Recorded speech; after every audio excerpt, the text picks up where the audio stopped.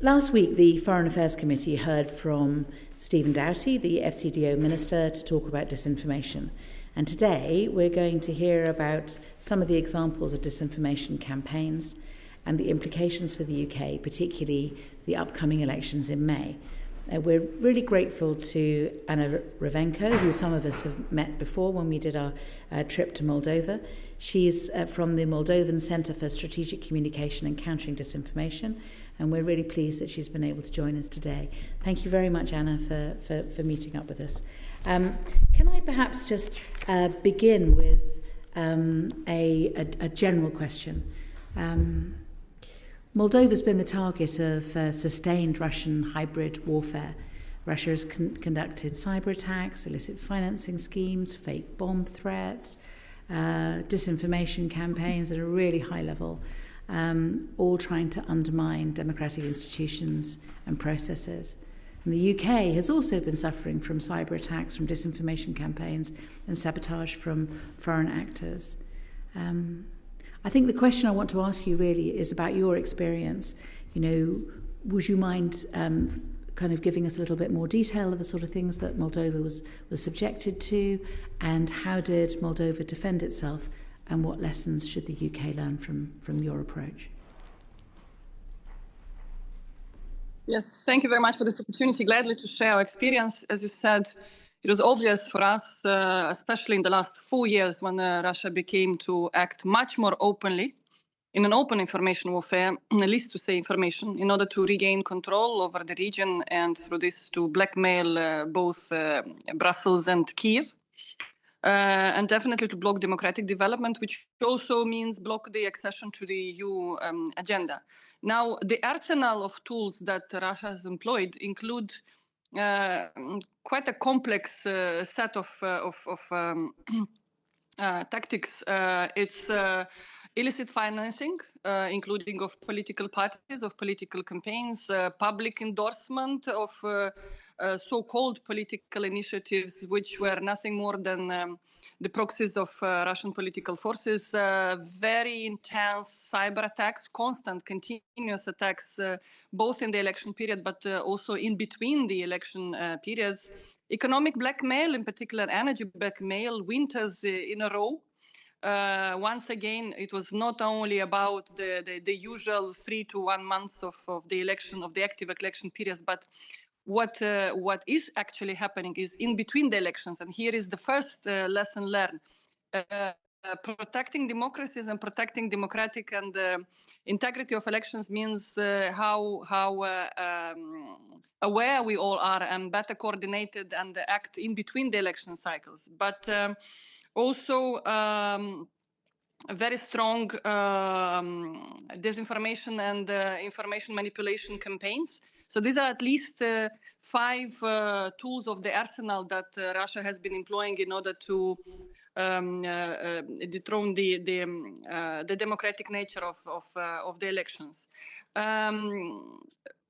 We've seen that, speaking particularly with regard to the disinformation and information manipulation and information interference campaigns, especially when it came to the parliamentary elections, all the documented tactics have proven that Russia has built a very robust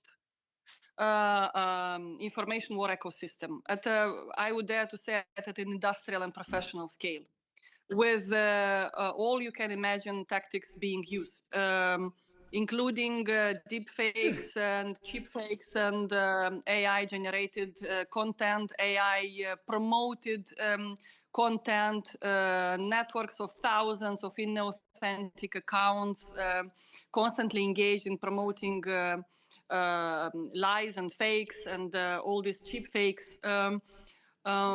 We've been also seeing how various cyber-generated or facilitated disinformation, like fake official memorandums or letters or protocols of the government being circulated around, impersonalizing websites of state institutions, of the leadership, Especially in the last electoral campaign, we've seen that new tactics have been added as compared to 2024, for example, such as pseudo opinion polls that have been organized online, which were nothing more than just an attempt to inoculate hostile narratives among the consumers, or information laundering through pseudo media houses created online, including in the European space. So these are just few examples, as I was telling you, and enormous amounts of money invested into the continuous run of this disinformation campaigns, Anna, but also Anna, before you move on to the money, just do you mind if I just take you into a little bit more detail on some of the things that you've said? So when it comes to disinformation, it isn't just that you'll get a fake account that will, pretend to be a person that isn't a person and is being promoted in an authentic way, but it will latch on to. It won't just put out a lie. It will claim that it has a source, and that source itself is dishonest. So how are those dishonest sources produced? It's what we call information laundering. It's an attempt it's an attempt to plant apparently fact-based information or messages including in mainstream media, including in European mainstream media. Right. But if you take a closer look at these articles or these columns, you'll see that this is data which were misinterpreted, taken out of context, lack of secondary or opposite opinion, strongly backed up with many other semi-facts, as we would say, in order to support specific positions. They were immediately picked up by these inauthentic accounts in order to amplify the message and create the fake impression that this is true, because one could see this message everywhere, and put it in the mouth of the so-called political leaders, which unfortunately are nothing more than like political initiatives or political clones. So it's the same people who keep on registering various parties overnight and pretend to be political leaders in order to give the impression of a true statement. This is one of the favorite, I would say, tools or tactics used in this complex FIMI campaigns, which engaged all platforms, all social networks, which have a highest penetration in the consumption market in the Republic of Moldova. So you would see that there are instant planting of these messages in numerous groups, in numerous pseudo media online, which were self-supporting each other when multiplying the message across the platforms, TikTok, Facebook, and creating immediately, amplifying artificially the message in order, like I said, to create the impression for people that this is that something, something is happening over there, to which people have to drag attention. And of course, fear was one of the most often used emotion in order to reach out to people, and aimed at triggering an emotional reaction to these messages instead of unblocking the critical thinking. So can I give you an example from London? And is this a sort of similar thing that would you identify this? So there was Mark Hill of King's College London did an analysis of Reddit accounts, and he saw that on those Reddit accounts, London was being described as dangerous and lawless. And those words have been used in relation to London, and it's gone up from 874 in 2008 to 258,444 by 2024. So it seems on the face of it to be a kind of organised campaign to use those words in relation to London, but do you recognise that as being the sort of thing that you were subjected to? It sounds to be, I mean, I don't know exactly the entire context, so I cannot, give a more precise opinion. So it's basically based on the few things that you just told me. It sounds like this kind of cases have the highest potential to drag people, if I'm allowed to use this word, drag people in a public discourse which is defocused from the truth. Yes. So it's not really fact-based, but it's more a manipulated public debate. I'll give you a few other examples. For example, in Moldova, one of the priorities of the defense and the security sector is to develop modernize the army. So every time there is some amendments to the law or new strategy or program or budget or being discussed in the parliament or a new agreement with a new strategic partner being discussed between the two ministries, automatically the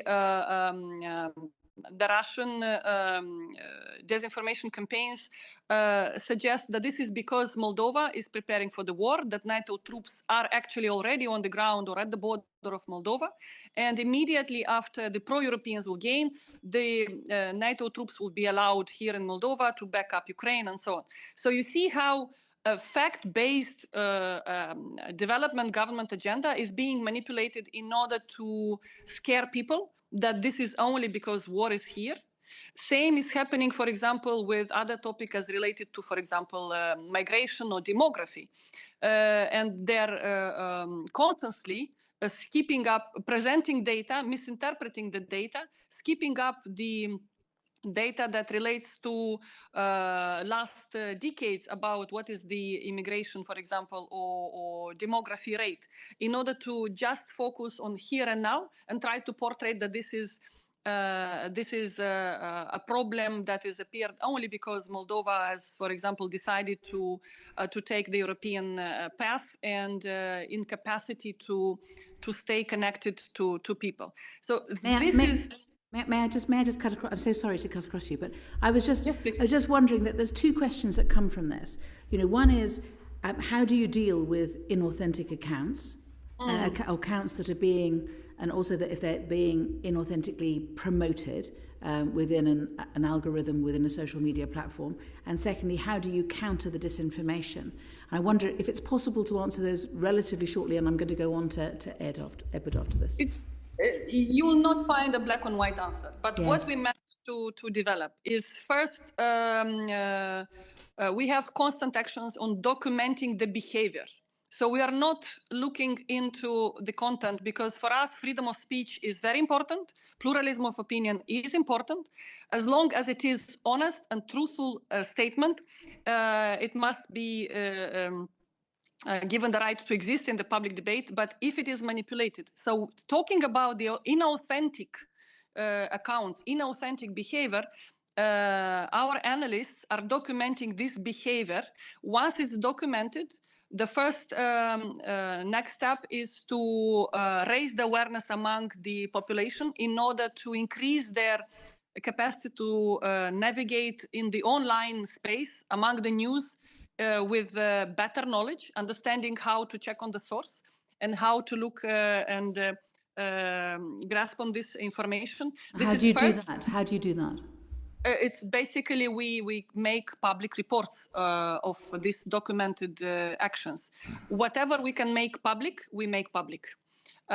Including we present these reports to the National Security Council. And I can tell you, for example, even in the last year, it was this exposure of the inauthentic behavior and of the key elements of this inauthentic behavior and as key tactics were even presented in public by Madam President. So the exposure and technical exposure and awareness of the people of the society is done, including at the highest level. But this is also shared to the members of the National Security Council who are also notorious leaders, which means that this awareness is being, as an effort, is being synchronized among all the key messengers. So this is part of the Stratcom effort as well.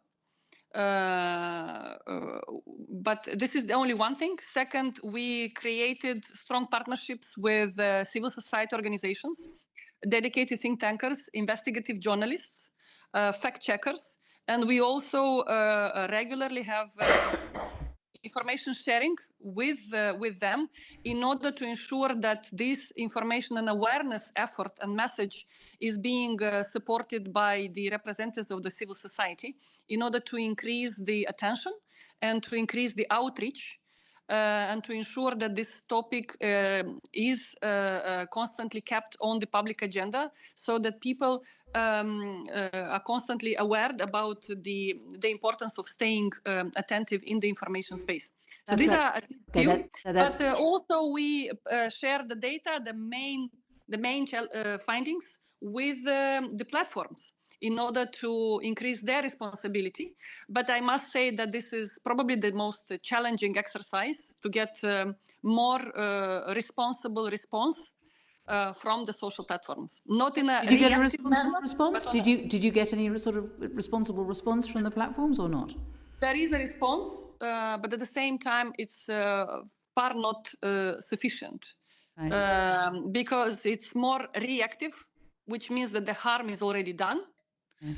You know, when we identify all these accounts with all this engaged in a campaign, it means that the harm is already done. These accounts have already multiplied and promoted deepfakes, cheap fakes, lies and disinformations, which already reached people.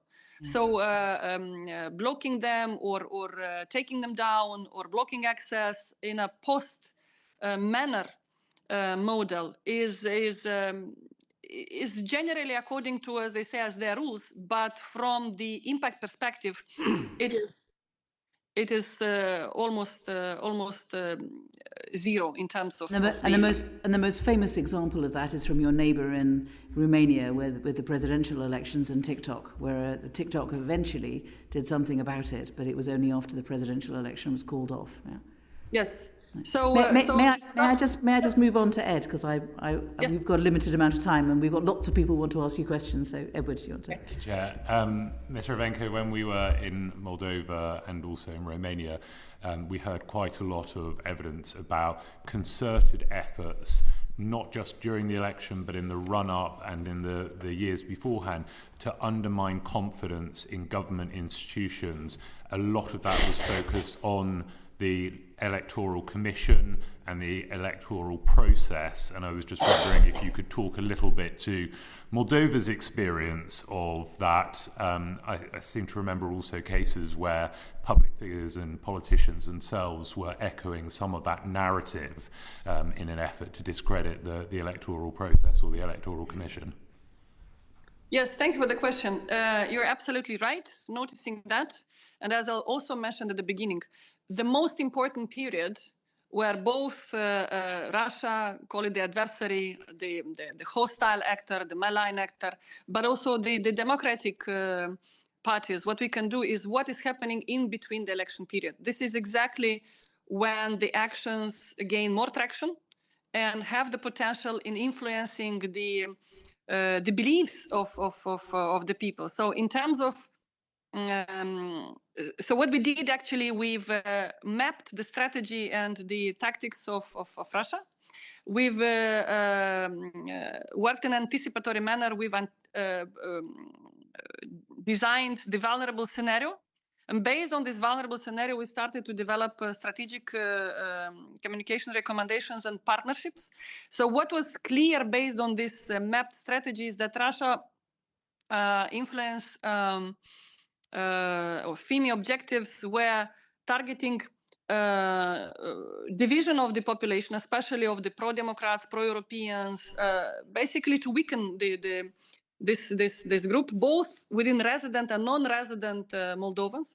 And the second, exactly as you mentioned, were all the actions were put in motion in order to portray the state institutions as incapable of bringing safety, security, democratic nature of processes, And it is exactly the Electoral Commission, but not only, who are part of these targeted campaigns. Law enforcement institutions, border institutions, border management institutions, anti-corruption institutions, tax authorities, audiovisual council, including, they are constantly part of disinformation campaigns, or even orchestrated, if I may say like this, orchestrated hybrid type attacks that were draining the capacity of the institutions, were basically testing their ability to react, such as paid protests, for example, or orchestrated cyber attacks to the digital infrastructure of the Electoral Commission, or tens of fake complaints coming as a rain to the Audiovisual Council in the attempt to engage them in useless investigations regarding the so-called alleged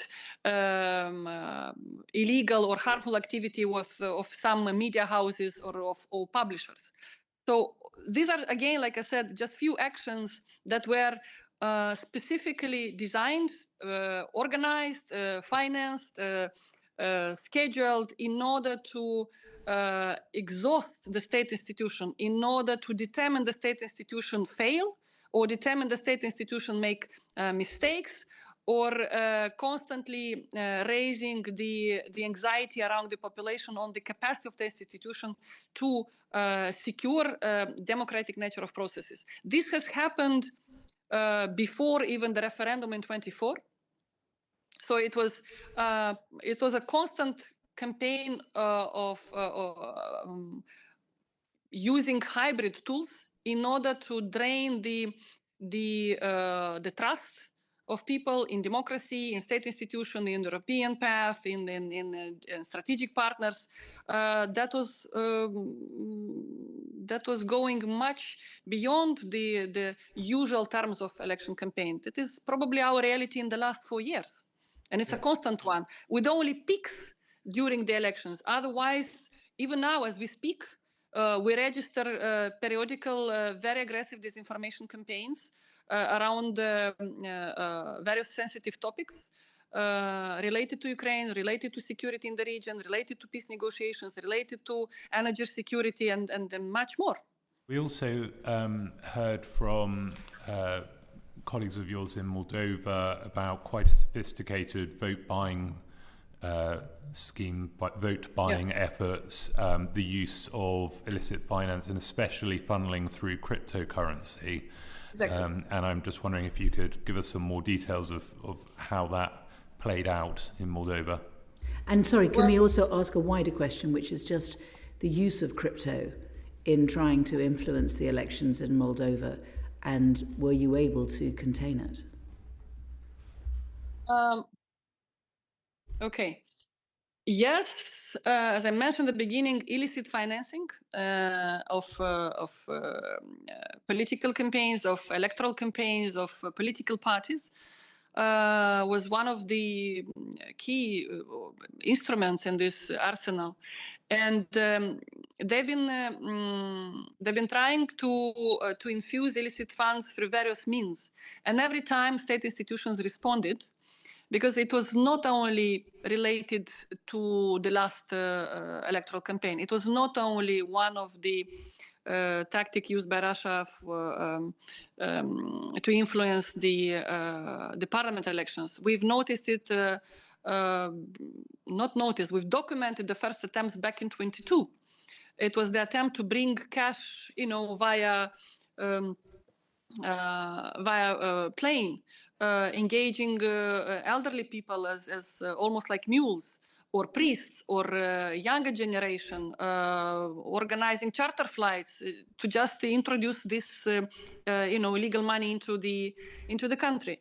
And every time the state institutions, when documenting these cases, we've been immediately responding by improving the national legislation, requiring more transparency, for example, from bank transactions, making it more transparency for those who want to bring in money through other means.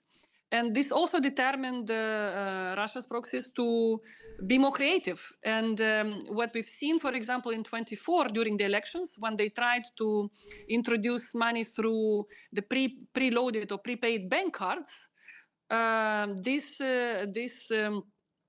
documented cases allowed us to immediately prepare for the parliamentary elections. So changes have been made to the laws. And I can tell you that was not an easy exercise, because it took a lot of effort to explain to people, to explain to partners, to explain to Venice Commission, to explain to many others why these measures are important, which we've seen that actually brought results, because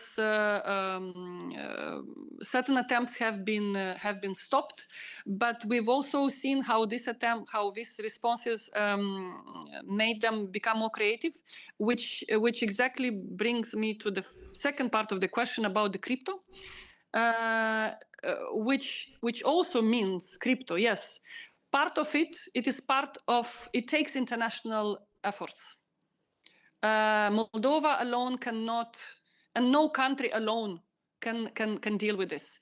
It is absolutely important to conduct financial investigations when it comes to foreign information interference, when it comes to manipulation campaigns, when it comes to attempts to manipulate with elections. And in this case, it was only due to international cooperation, including a lot of training and expertise received. And I can tell you this also expertise received from UK experts on understanding better how to organize this response.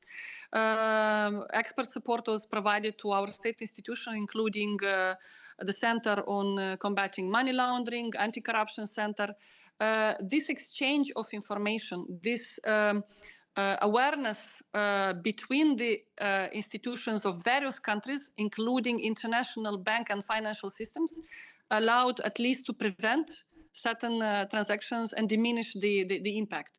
But one of the conclusions to which we came is that the available legal norms, international and standards on protecting this type of process are already not sufficient. There have been a lot of investments done in the past on fighting illegal finance of, let's say, transborder crime or other type of criminality when it comes to organized groups. At the same time, they are still not enough when it comes to illicit financing of political campaigns, electoral campaigns. And this is something that basically we need to work all together. And this is something that we plan to put on the agenda in our multilateral dialogue with our European partners. Can I ask you this question? Because it's a debate which is going on in the UK at the moment. Do you think, from your experience, there's any advantage to the United Kingdom in allowing cryptocurrency to be used in our democratic system? It's like almost asking, is technology good or bad? Is AI good or bad? Any development is associated with modernization, and modernization without technological progress, it's impossible. We just need to be aware of the other side of this progress, and to not to diminish or to undermine, to underestimate, the possible harmful effect that it can produce.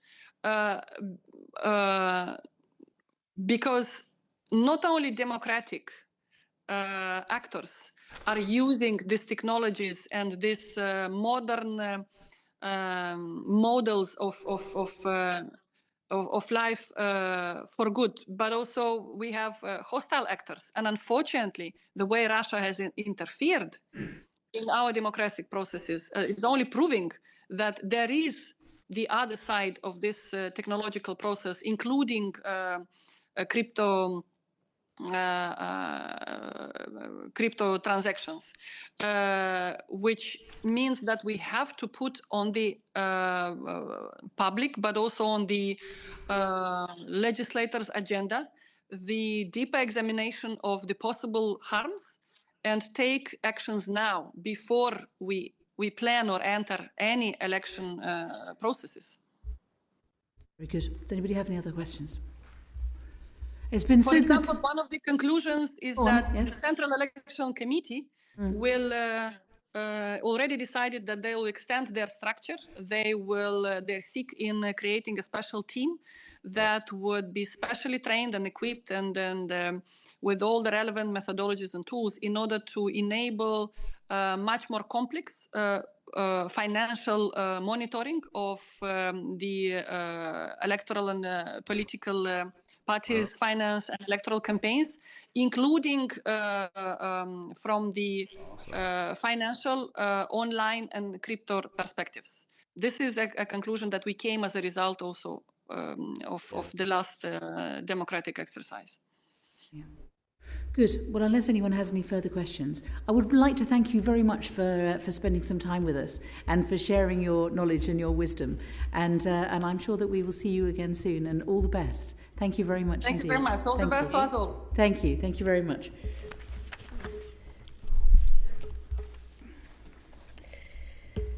Sorry, I'm just getting myself up here.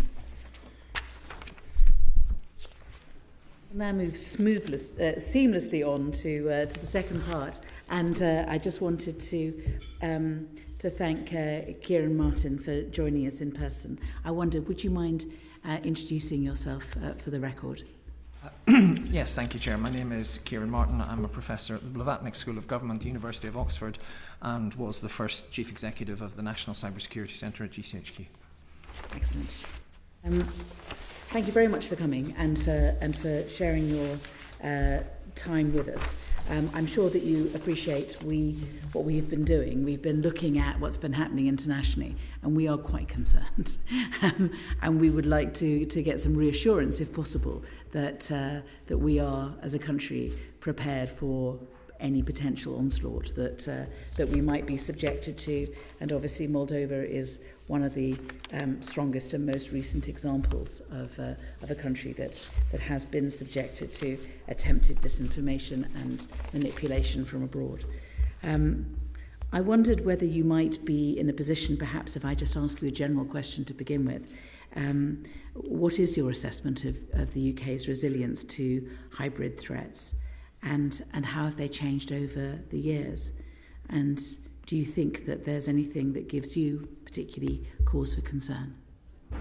Well, I think that whilst the past is only a limited guide to the future, I think that we have been worried about foreign interference in our politics and democracy for some time. I would date it primarily from 2016, when the obvious interference in the US presidential election, the hack and leak campaigns, attained such prominence and exacerbated divisions within an already divided US, but I think brought to the attention of most Western governments the risk of that type of activity. So that's where I would date the concern from.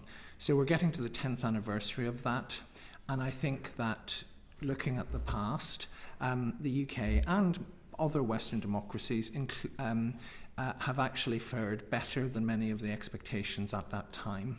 You know, we've had multiple very contentious electoral events since in that period. We've had the elections of 2019 and 2024. We've had losers' consent in both. We haven't had any serious US-style division about those subsequent electoral events. I think that's not to say that the intent hasn't been there, but I think it is important to differentiate intent from impact.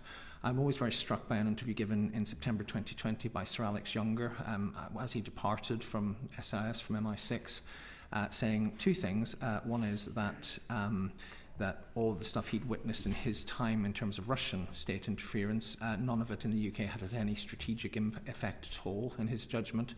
And secondly, that they have proved unable to divide societies that do not wish to be divided, and that the social capital and resilience matters. So it's not to say that there hasn't been intent, not to say that there haven't been some significant operations. I think one of the things that the Speaker from Moldova, who faces much greater pressure, brought out very eloquently is that it's not just about elections, it's about the political process in perpetuity. And some of the most high-profile examples of Russian interference in the UK, if you think back to the stolen letter from the then Department of International Trade in 2019, which was then amplified over the course of 2019 and became a feature in the 2019 general election campaign about alleged US involvement in provision of healthcare post-Brexit. That wasn't timed. It became an election issue, but it was all the covert activity to steal and amplify that document came outside of the electoral cycle. So it's important that we're constantly vigilant. So I do think in terms of the past 10 years, it hasn't been as bad as we would have feared. I think right now, my analysis of the threat is that the Russians in particular are focusing on former Soviet republics and former Warsaw Pact countries. That's where the bulk of their effort is. So there's a choice for the UK state, for example, on how much you want to contest that in those regions, as well as protecting ourselves. And then I think, there's sort of 4 tests, I think, that we should apply or keep things under review on in terms of our own resilience. So one is the legal framework. So, for example, it was interesting in 2023 that when there was, and I'm not saying this is Russia because I think we genuinely don't know who did this, but no doubt you'll recall that awful but very sort of perniciously clever deepfake of the London mayor in November 2023 about the pro-Palestinian march and its clash with Remembrance Day parades. It turned out that that was not an offence to make such a thing because it's just creating a fake video. Now, there are possibilities under other laws that you could make that an offence, but there's a constant, as we can see with all the issues today around social media, there's a constant need to look at how up-to-date criminal law is, because it is a big deterrent. That's the first thing. The second, actually, second and third are kind of about the functioning of the media and the population. Robust, free media, chasing these things, looking at them, looking at their validity and so forth are really important. The third is actually about social capital.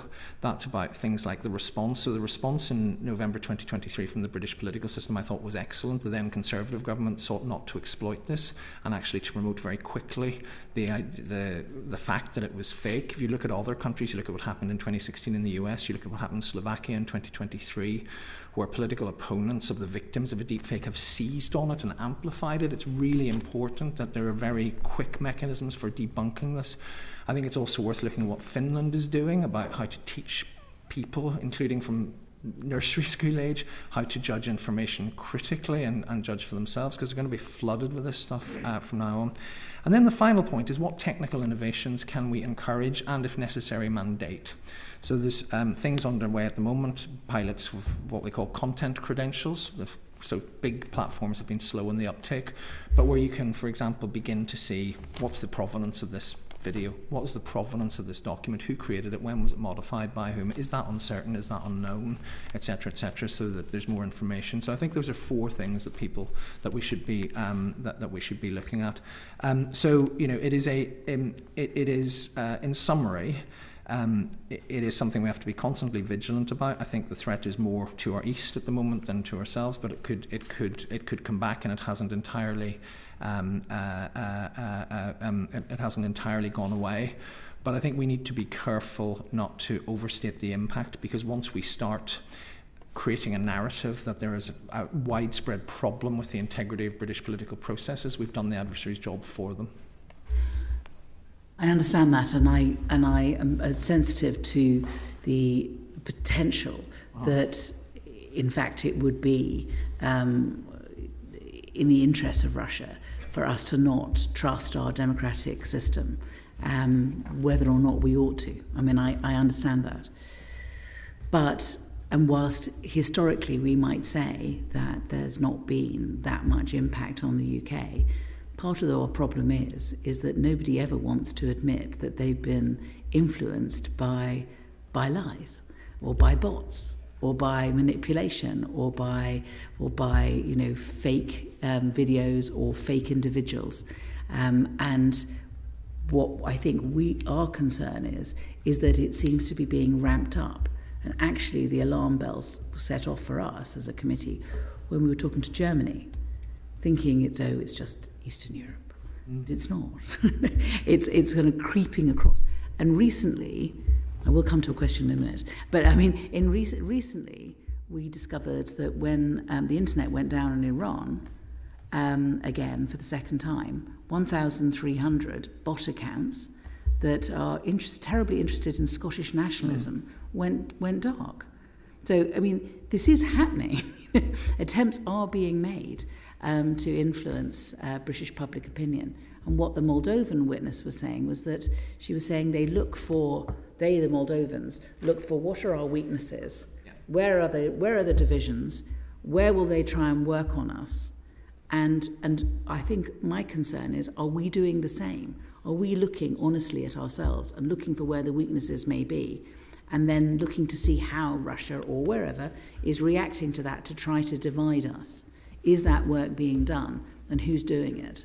So let me break it down into two in terms of the work being done, where one is more reassuring than the other, but for good reason. So one is actual disruptive cyber interference with the functioning of elections. So let's take Moldova. If you look at, there is the disinformation campaign, which we focused on. One of the things that didn't come out, but it's well documented, is a huge, absolutely enormous cyber attack on the Electoral Commission of Moldova as the results came in.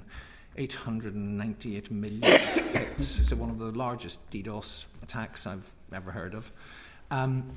What's the purpose of that? That is to disable, I assume, the Moldovan Electoral Commission from accurately and credibly reporting the results. So that's a cyber attack. It's not a disinformation. It's not there to sow distrust. It's there to stop something from happening. So since 2017, when I was in office, we've had a programme. It was supposed to be under the old Fixed Term Parliaments Act, aimed at 2020. Of course, we then had the sudden election of 2017, so we did as much as we could in 8 weeks and then resumed the programme. So in terms of the cyber integrity of the British electoral systems, you may recall Register to Vote collapsed just before the Brexit referendum. Turned out that was a technical fault rather than foreign interference, but you can see the point. So by 2019, by that election, things like Register to Vote were being very, very closely monitored. So there were all sorts of spikes in registration that were investigated to see if that was malicious activity, rather than, for example, as it turned out, a celebrity, made an appeal to register to vote. Things like that. Things like the Electoral Commission's protections, and you can ask, obviously, the next witness about that. Offers to political parties about monitoring their systems, guidance to parliamentary candidates, etc. So there's an awful lot that's being done on the integrity of even local government and printing of electoral rolls and voting slips and so forth. There's an awful lot done on the cyber protection of the electoral process to take to reduce the risk of what's been happening to Moldova happening in the UK. The problem with disinformation is it's harder. So I do accept, to the aggressor, it's two prongs of the same attack fork, if you like. Cyber campaigns on the one hand, disinformation on the other.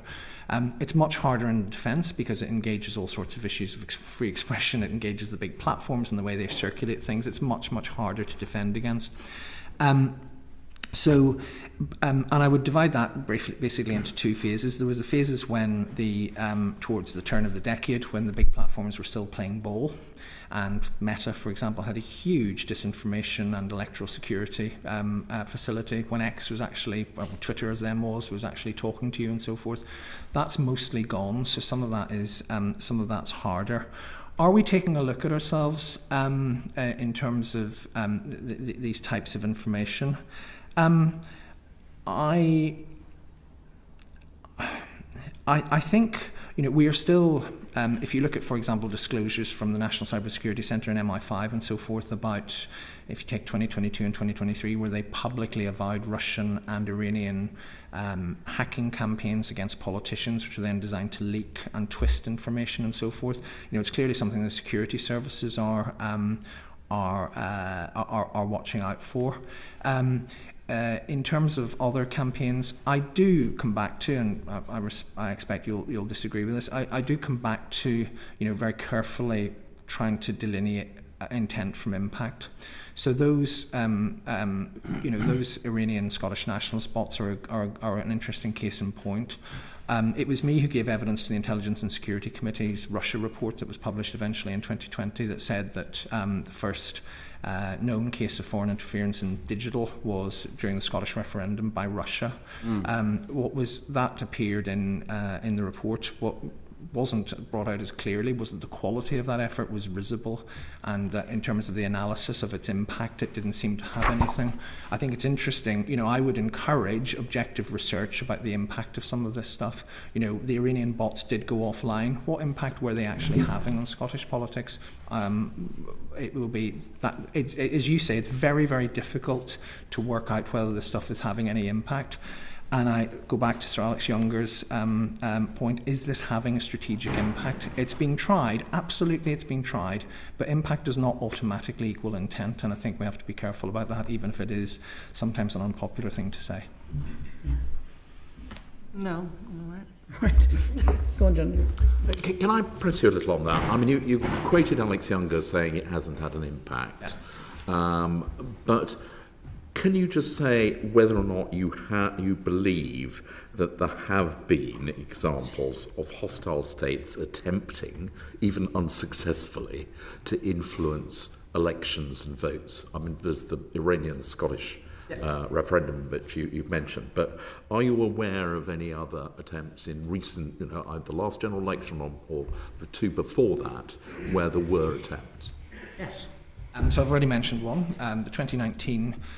So what happened in 2019 was there was a hack by, and this has all been publicly avowed, there was a hack by Russian state intelligence services of an account, I believe, although I need to check this and may have to come back and give you a note, so check exactly, that it was an exchange between a senior Department of International Trade account and a personal account belonging to the same person that was then hacked.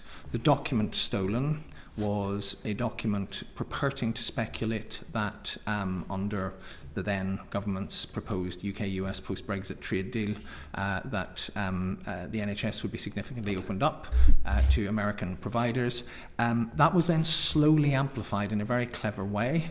There's a report by an organisation called Graphica which sets all this out over the course of 2019, and it ended up featuring in the election campaign, unbeknownst to those using it and the then opposition, that its provenance was nefarious. That's one clear example.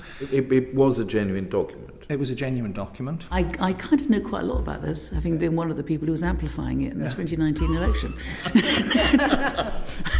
We didn't know it was stolen, but we thought it was, very, very important that the public knew about it. Yeah. There have been other things I'm aware of. So if you look, there's very good reports. So Sam Stockwell, who works at an organisation called CETAS, which is part of the Turing Institute, they do some very good reports and they did one on the 2024 election. They looked at both the UK and then the European elections in certain countries, including France. They found 16 completely fake things in the UK that sort of had some pickup. Now, his analysis, and I think he might be somebody that the committee might be interested in speaking to. It's very, very good stuff. His analysis is that it got some pickup, but it was mostly in smaller communities where it was reinforcing their existing, prejudices and so forth, rather than the sort of news-dominating, game-changing discourse that happened in the US in 2016 when, you think about what happened. I mean, again, this is genuine information. The CETAS report's talking about fake information. But you think of the impact of the 2016 operation. The Democratic National Committee was plunged into crisis. Its chair resigns. It's all over the Washington Post for weeks, that sort of thing. None of this reached that threshold. So he found, I think, 16 in the UK and 11 in France of significant warning signs, because they didn't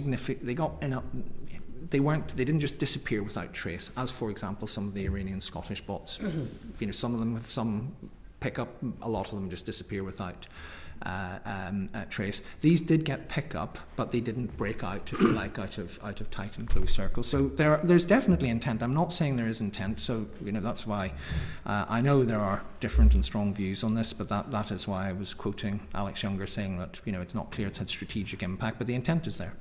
And were you able to trace where these originated, actually down to specific buildings in Moscow or Beijing or Tehran, and say this was a state-sponsored activity? Sometimes. The best known example of counter-operations against that is something that used to be called the Internet Research Agency in St. Petersburg, yes, which was flooding the US with so this was disinformation. So this was a follow-up, if you like, to the 2016 attacks. And the US in 2018 were significantly concerned about that ahead of the midterms, that they essentially launched their own cyber attack on the Internet Research Agency and took it offline. And so its capability to produce and amplify this type of fake information was significantly degraded. Since then, you've got your classic, if you like, intelligence and detection problem. So I've no idea who was behind the London Mayor fake, which was a very serious attempt to undermine stability in the capital. I've no idea. I think the geopolitics would suggest Russia, but I've got no more evidence than that about Slovakia, which is another area where, a completely fake intervention. In fact, Slovakia, until the controversial events in Romania, which you've already touched on, I think the most striking example of a digital intervention that seemed to move the dial in an election, either through amplifying controversy or shifting the polls, with Slovakia in 2023. I don't know who did that. As I say, the geopolitics might suggest Russia, but there's no technical indicators that I know of to that. So you've got that classic problem where you've got everything from knowing that there's a building in St. Petersburg where this stuff's coming out of, to having absolutely no idea who's behind a particular operation, and everything in between where you've got some suspicions, etc. Are you confident that there's been attacks, on disinformation attacks, on the UK from China? Yes, I mean China's operations are slightly different. So I think there's a sort of Venn diagram. So the bit that Russia does that China so far does not do, it doesn't disruptively hack electoral commissions or indeed anybody else. Now it might prepare them, but China has no history of actually taking stuff offline. Huge history of spying and so forth. No actual history of just sabotaging digital equipment, etc. It has a different history of influencing. It's a lot more human activity, and there's been all sorts of controversies that you don't need me to go into around that. It's sort of, if you like, fake news social media accounts. Until around 2020, certainly when I was in office, there wasn't that much, if any, of it about. I think they're getting into that game. There seemed to be some evidence of China in 2024 showing some interest in the US and a tiny bit of interest in the UK in terms of getting into fake social media accounts and so forth. Some of it was quite poor. So, for example, there's a report, and I declare an interest because I work with the company involved. It's an Australian company called CyberCX. They did a report in August 2024 about the US, and they showed that there were some fake accounts that were trying to, sow distrust, disinformation in US politics. They weren't very good. So, for example, if you replied to them on X, they would give you one of two replies. One was in English, where they'd say, "I'm sorry, as an AI-generated bot, I'm not allowed to reply." And the other was in Mandarin characteristics, which rather gave the game away. The point being, though, because I'm not trying to sound complacent, the point being, it's China. They'll get better. So they are getting into this, and then of course they have this huge swathe of human and hybrid human digital activity. We know, for example, that they're very good at social engineering, at finding people on LinkedIn, for example, and then cultivating them and using that sort. So they are interested in that type. I think my reading of them at present is they are more interested in political influencing than in electoral outcomes, if you like. I don't think they'd ever want to be in a position. Right now, it could change, but I don't think they ever want to be in a position where people say China sabotaged the election. Yeah, no, I understand. Can I just? I've got a couple of people itching to get in. So can I go to Emily and then I'll go to Fleur? So you're talking about some really classic cases of sort of traditional election on this.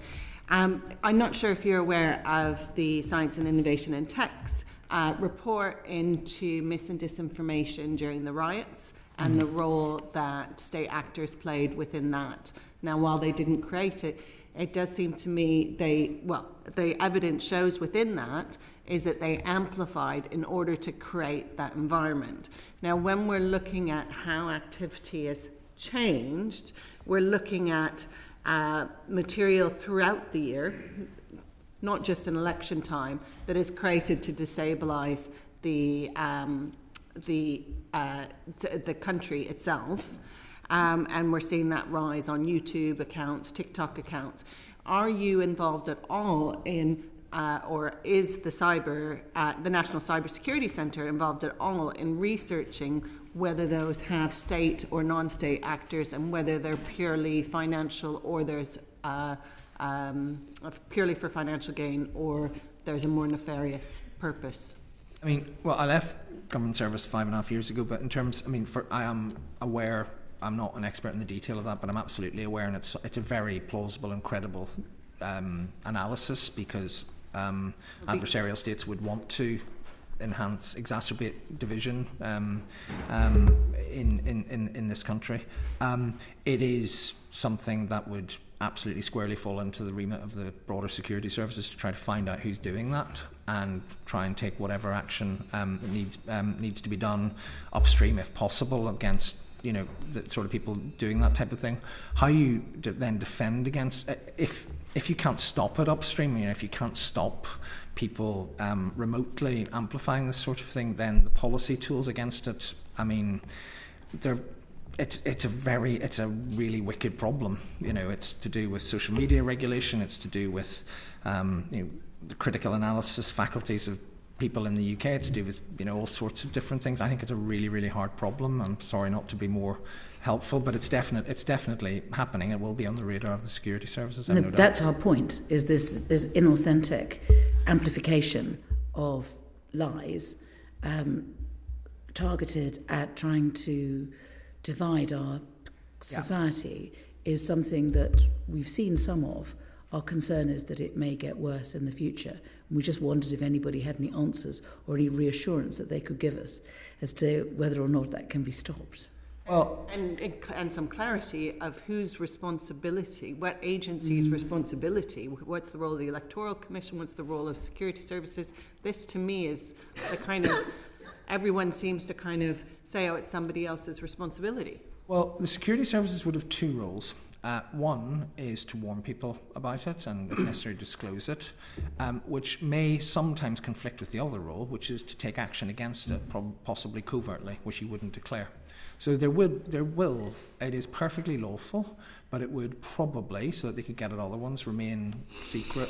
For example, to take, as the Americans did, and they've never officially acknowledged this, it's just been leaked all over the media, but the Americans destroyed a large part of Russian disinformation infrastructure in 2018. So, there is a wing of the state, and it's hard in terms of public reassurance to talk about this, because activity against that would necessarily be often covert. I'm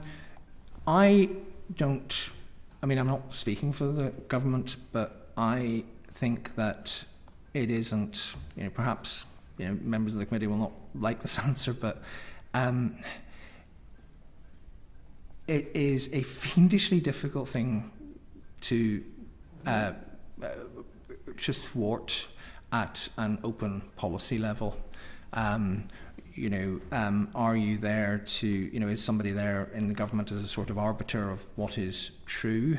No, we're not talking about that, you see. Okay. We're being quite careful not to talk about that. We're talking about inauthentic. Yeah. So it's the way in which it's amplified. So then that sidesteps all the arguments about freedom of speech. It's just, you can say what you like, but why should you get it amplified within social media so that it's in front of people's eyeballs all the time? The reason that's happening is because you want to divide societies. There is another motivation, and algorithms are being manipulated or whatever. Yeah. So that again gets to things that, for example, we don't for contentious, but there are good reasons and bad reasons. So we don't have very strict laws pretty much anywhere in the liberal democratic world about verifying the origin of accounts. We allow anonymity. We allow anonymity both in terms of names, the literal thing. We also allow it geographically. There was the feature that was briefly popped up on X, for example, where you could say where the account originated from, and that shed some light on this. We don't, particularly in my view, have a particularly strong record anywhere in the West on holding people to account who are authentic amplifiers of fake information, which is another problem. If you look at, for example, what happened in Slovakia, it was high-profile Slovaks who amplified it, and there are very few mechanisms other than, frankly, shame and negative media coverage for doing that. I think it is very, very. I mean, what that involves, and I think the question should be asked, but I don't think we should expect. Who should we be asking?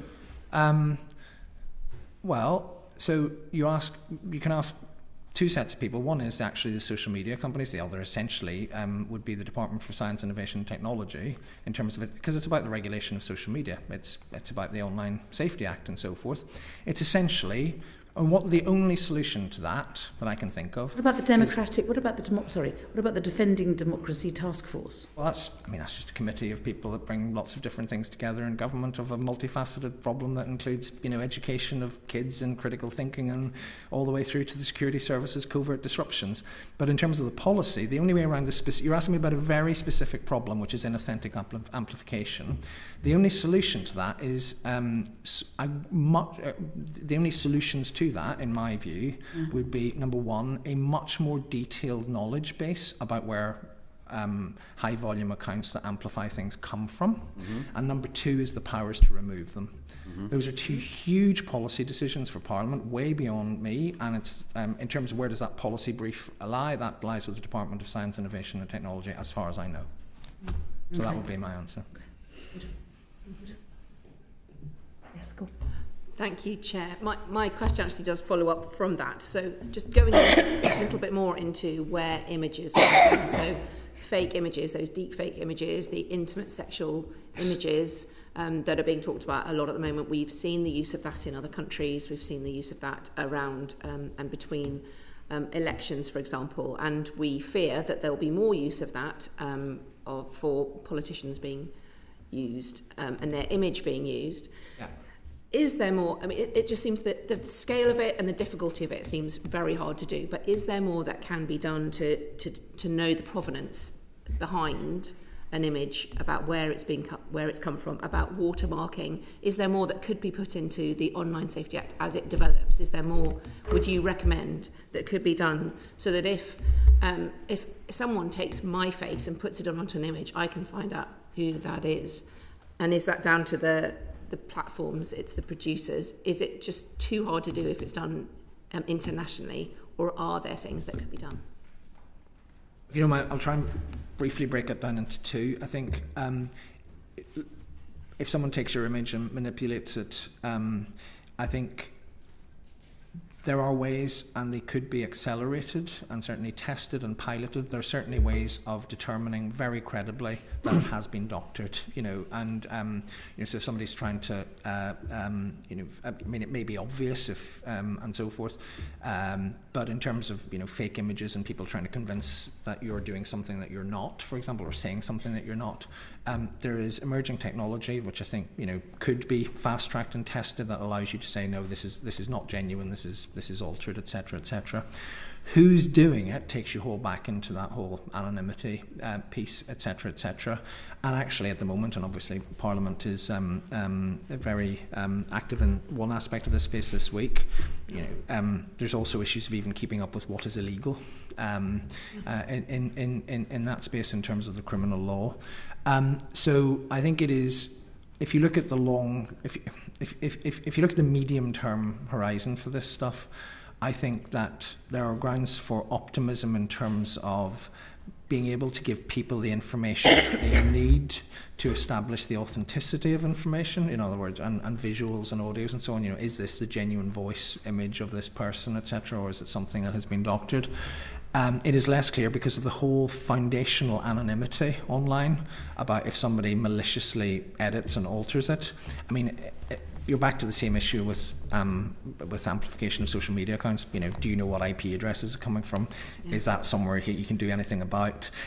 Is it the real IP address or something that's masked, etc., etc.? It is still quite easy for people to hide online and to do things. I mean, one of the biggest problems in all sorts of online malevolence is jurisdictional. Ultimately, if you're doing something from the UK landmass, there is a pretty high probability that British police will find you. If you're doing something from lots of different parts of the world, there's essentially no chance. So you're then into things like the transmission mechanisms. What are the obligations on social media platforms to take this stuff down, etc., etc. So yeah, the optimistic news is it'll be soon. It should be, and I think we need to move faster on this. Easy enough to tell what's real and what's fake. Bad news, it's going to be very, very difficult, particularly when they're based abroad, to hold people to account for malicious fakes. So on that, social media platforms could say this is fake at the bottom of they can track it. They can say this is fake, even if it's very hard to find out internationally. As I understand it, because there's lots of stuff being trialled, and as ever with some of these platforms, you could take a benign view that they're doing their best as quickly as they can, or you could say they're dragging their feet. But I think some of them would say, look, the error rates at the minute are too high, but there is technology which is proving its worth, the content credential stuff I mentioned at the start, where eventually, it is quite realistic that within a few years, if you go on a social media platform or anything actually, and you could have some sort of label that says completely unaltered image, or completely artificially generated, or based on a real image and modified at 2 o'clock in the morning, 3 p.m. in the afternoon, etc., etc. But it'll probably be a bit like Wikipedia by user XYZ exclamation mark at. And who's that? That's probably the best way I can put it. Thanks, Chap. Does the government have the ability to see which platforms are allowing content, for instance, or misinformation, disinformation from our adversaries like Russia, Iran? It's all publicly visible, so then it's a question as does the government know, potentially in ways that the public don't, that this is a platform misinformation, and the answer to that will be sometimes if the security services have that information. Then I'm guessing, certainly this was how it was when I would be there, there's your classic intelligence versus enforcement trade-off. Once you shut something down, that's your access into it gone. And if it's, Do you think more could be done in terms of using some of that security information and putting pressure on these platforms? Yes, and it does come back to the whole posture that you want to take with regards social media. There are obviously some very difficult politics with the US at the moment and all of that in all of that space, but that's a judgment for. You can absolutely tighten duties to take stuff down, including at the request of the government. There are all sorts of policy trade-offs with doing that, but you can do it, and the government is perfectly capable of forming an assessment based on mostly public information, but also potentially some classified information about which platforms are more responsive to this than others. There's a different point then about algorithmic bias and to what extent the various algorithms will be configured that highlight these types of things. It's back to the chair's point about inauthentic amplifiers. Amplification is not down to the malicious account holder alone. It's all to do with the fact is the underlying, in fact, a bigger factor is does the underlying platform, is it configured to allow this? And certainly those platforms that are incentivized to amplify division are probably, and it's pretty obvious who you'd be talking about here, but you can certainly make an assessment on that. Actually proving how the algorithm runs is harder because they don't have any obligation to give it to you. And and also the bots. I didn't realise this until recently. The bots amplify one another and are all connected so that you can put out a message, and then suddenly 400 people allegedly can like you. None of them are your family and friends, that's for sure. Exactly. And and they're all John 3, 5, 6, 7, whatever. So you can buy them. And you can buy them, yeah. On the policy options, you were mentioning about we allow anonymity on the internet. You then mentioned the idea of, well, you could have location of accounts. We demand of companies that they highlight the location. Is that something? There are challenges to that, but is that something that could be pursued? I think I would be sceptical as to its effectiveness. So what happened with X, as I understand it, it's not an area of my deepest expertise, that's mostly on actual cyber attacks, but X started to say, look, here's where the account was registered, and made that public. You can disguise, so because that information wasn't previously visible on X, you didn't have to bother to disguise where you were coming from. If you did have to bother, it's quite easy. So if you were malicious enough and just say, well, you know, I'm not going to declare, I'm not going to lazily put this from an Iranian IP address anymore, or write in Iran on the form, I'm going to do something else, and that's quite easy. So I'd be sceptical about that as an effective tool. Could I change topic? Yes, do you? In the strategic defence review, there's a part of that is looking at a whole of society approach to the threats that we face, and I wondered what your assessment is from your experience of where you consider in terms of social resilience to these attacks, to hybrid threats that we face, cyber attacks and global threats. My biggest worry from a homeland protection point of view, if that's what you're asking, is the vulnerability of important economic and social infrastructure to sabotage, to fairly medium sophistication sabotage. To put that less pompously in cleaner English, the Jaguar Land Rover attack scared the hell out of me. And Marks and Spencer, particularly JLR, because of its cost. I mean, we can debate, but yeah, they're both really serious. But and it's mostly because of the, what word am I looking for? Because it's not benign, but it's mostly for the strategic insignificance of the attackers. They're Russian-based criminals. They've no political agenda. They're looking for money. They're trying to extort money. I mean, I think the Marks and Spencer's one, some British people have been arrested, but it's people looking to make money. And it turns out that they can empty shopping shelves, supermarket store shelves, and force the government into a $1.5 billion loan guarantee and knock 0.17 percentage points off GDP growth in September by one cyber attack. So and so that's an illustration of the vulnerabilities. Added to that, and that's a lot of that. I mean, Marks and Spencer's looks like an exception, but a lot of that is coming from Russian-harboured cybercrime. So there's a set of capabilities from within Russia that could be repurposed for the state and look at, I know it's obviously a very different country in terms of economic and social profile, but I mean, Costa Rica was forced to declare a state of emergency in 2022 because of a cyber criminal attack. The Irish healthcare system was brought to its knees in 2021, and these are all individual attacks. So you could aggregate all of those from within Russia and you're in serious trouble. I mentioned in terms of China, China has no history of sabotage. But it does, there's something known in the cybersecurity industry as the Volt Typhoon campaign. It was identified by the US in 2023, but our government has signed up to it, and although there's been a change of party of government in both the US and the UK, both current administrations in Washington and London continue to assess that China has planted, the best way of thinking of them are digital booby traps all over critical infrastructure, except, interestingly, healthcare.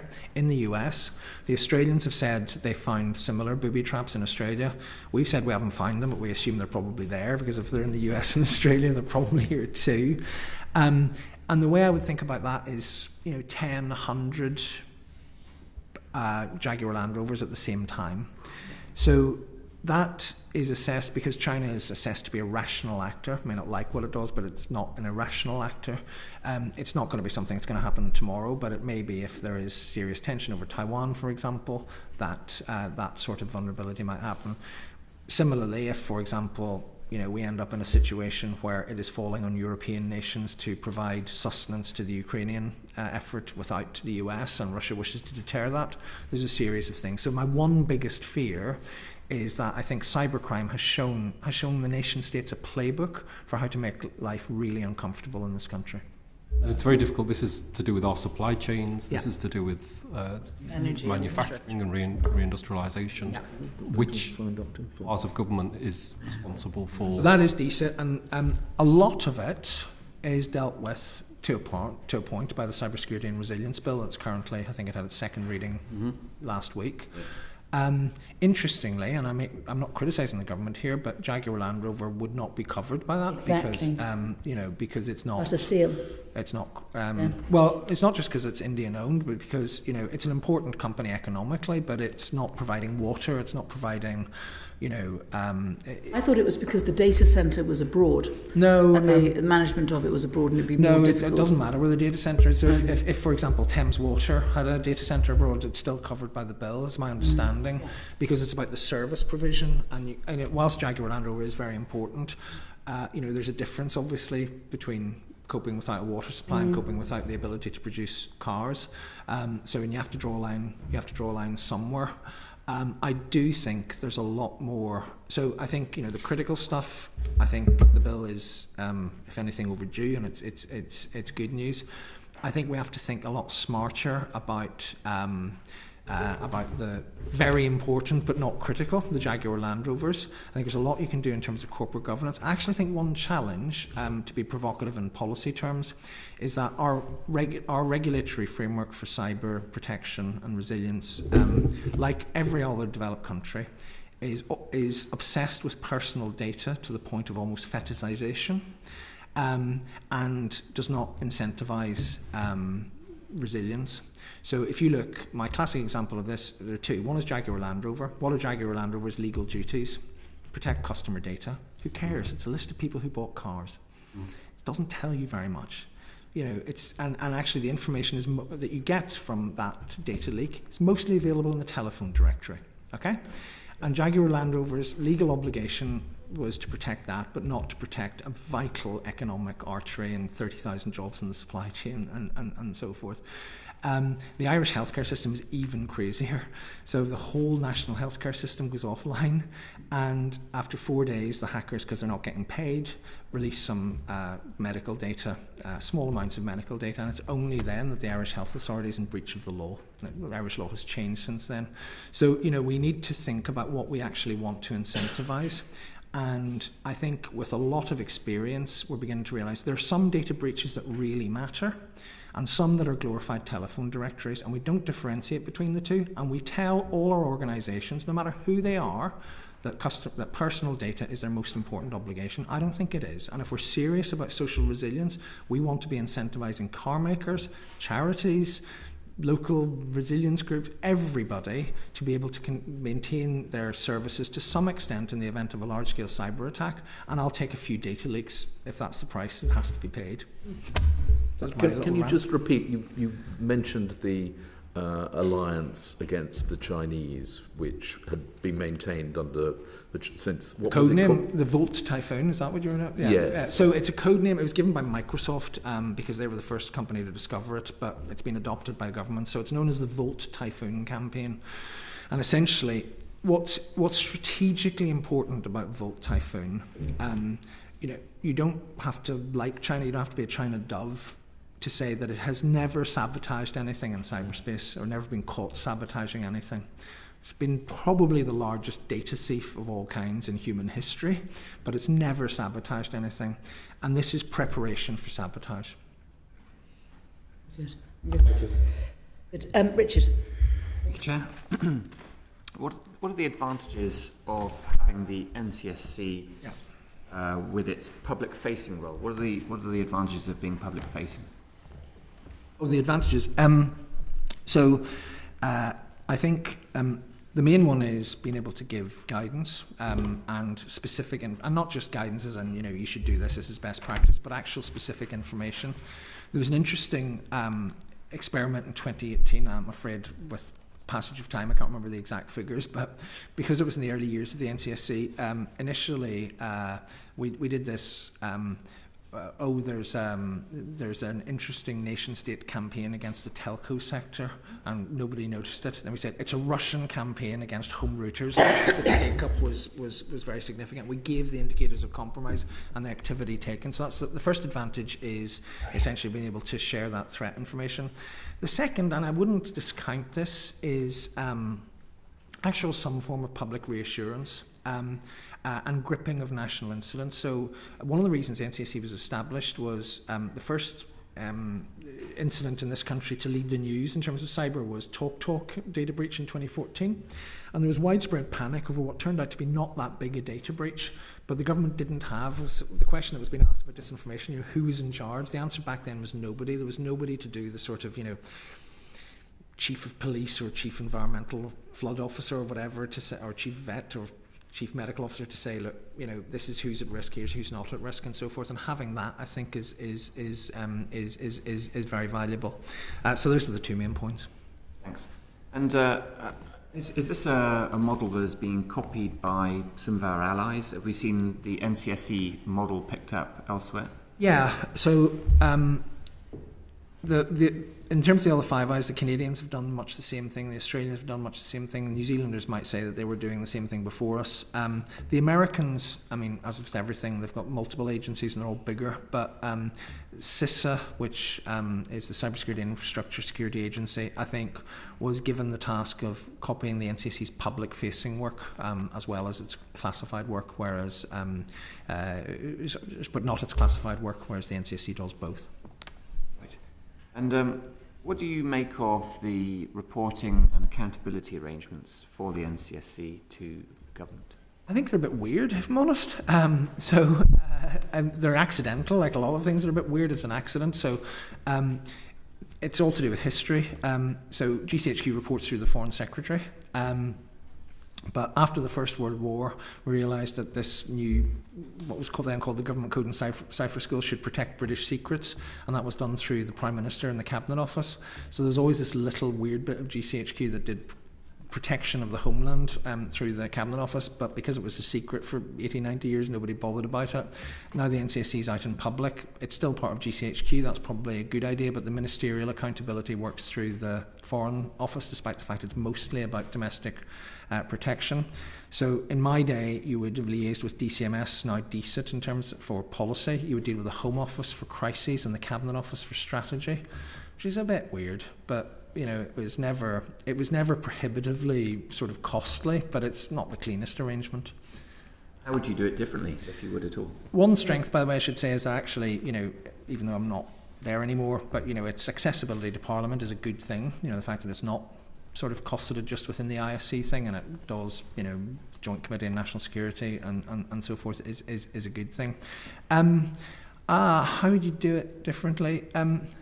So my understanding, and this is public, is that you, if you take MI5, so MI5 has always had a Northern Ireland wing, and it's always sort of operationally reported to the Home Secretary, even though to the Northern Ireland Secretary, even though the Home Secretary is responsible for MI5 as a whole. You might make that a little bit cleaner with maybe the Home Office, in terms of if the Home Office are going to be in charge of gripping incidents, you might make that a little bit cleaner.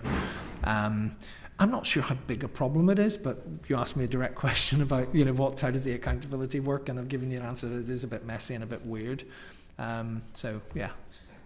And then finally, you were here for the Moldova session that we had before, and so you've sort of had the lead in our questions around disinformation. Yeah. What do you make of the proposal to create a national counter-disinformation centre? So I'm agnostic, and I think you do a serious piece of work. So setting up the NCSC was actually flowed from a change of strategy. And I think that's really important. The then government decided to be more activist in cyber. It was very passive. It was very, let's encourage people to share information and form forums with the private sector and so forth. And it was like, look, there are direct interventions you can make, and I don't just mean covert stuff. I mean, there are all sorts of things where, there are digital pollutants, but the market isn't incentivized to take them down. The government should have a unit that just go and do this sort of stuff. The government should have a single point of incident management. The government should have a single repository of advice for critical infrastructure and so on, because it's going to be more active in this space. So it was because of the change of strategy. So I would say, what is the government going to do? And as we've discussed, there's some really difficult questions in this that are, very, very hard. And if then, it says, right, here's what's going to change, and if putting a single body in charge of that makes sense, then do it. But it might not. For example, I do think it takes into everything from, educating people in civics and how to process and analyse information, all the way through to top secret activity by GCHQ and potentially MI6 as well against foreign operatives who are doing this stuff. That would be a tough thing to put in a single organisation. That's why I'd be agnostic. So work out the strategy. Question one, what's the state's best posture and what's the state's best policy? What's it want to do and achieve, and what's going to change about the way it does it? And then question two is, how do you organise that? Because it could be that you have it in multiple places, because sometimes that's where you put hard problems. Good. Thank you very much. Thank you very much for your time. We really appreciate seeing you, and for you to your thoughtful way in which you've given your evidence. Thank you. Thank you.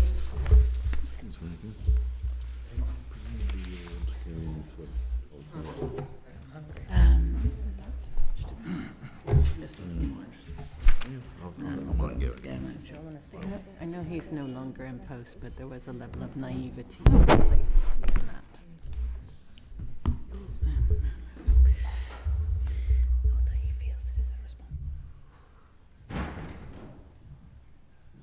Are we all ready? Good. Apologies. Thank you very much for coming to see us today. We do appreciate it. I wonder if you might introduce yourself, please. Thank you, Ciaran. Vijay, Rangarajan. I'm Chief Executive of the Electoral Commission. And previously in the Foreign Office? Long time life in the Foreign Office, so about 20-ish years or longer than that, yes.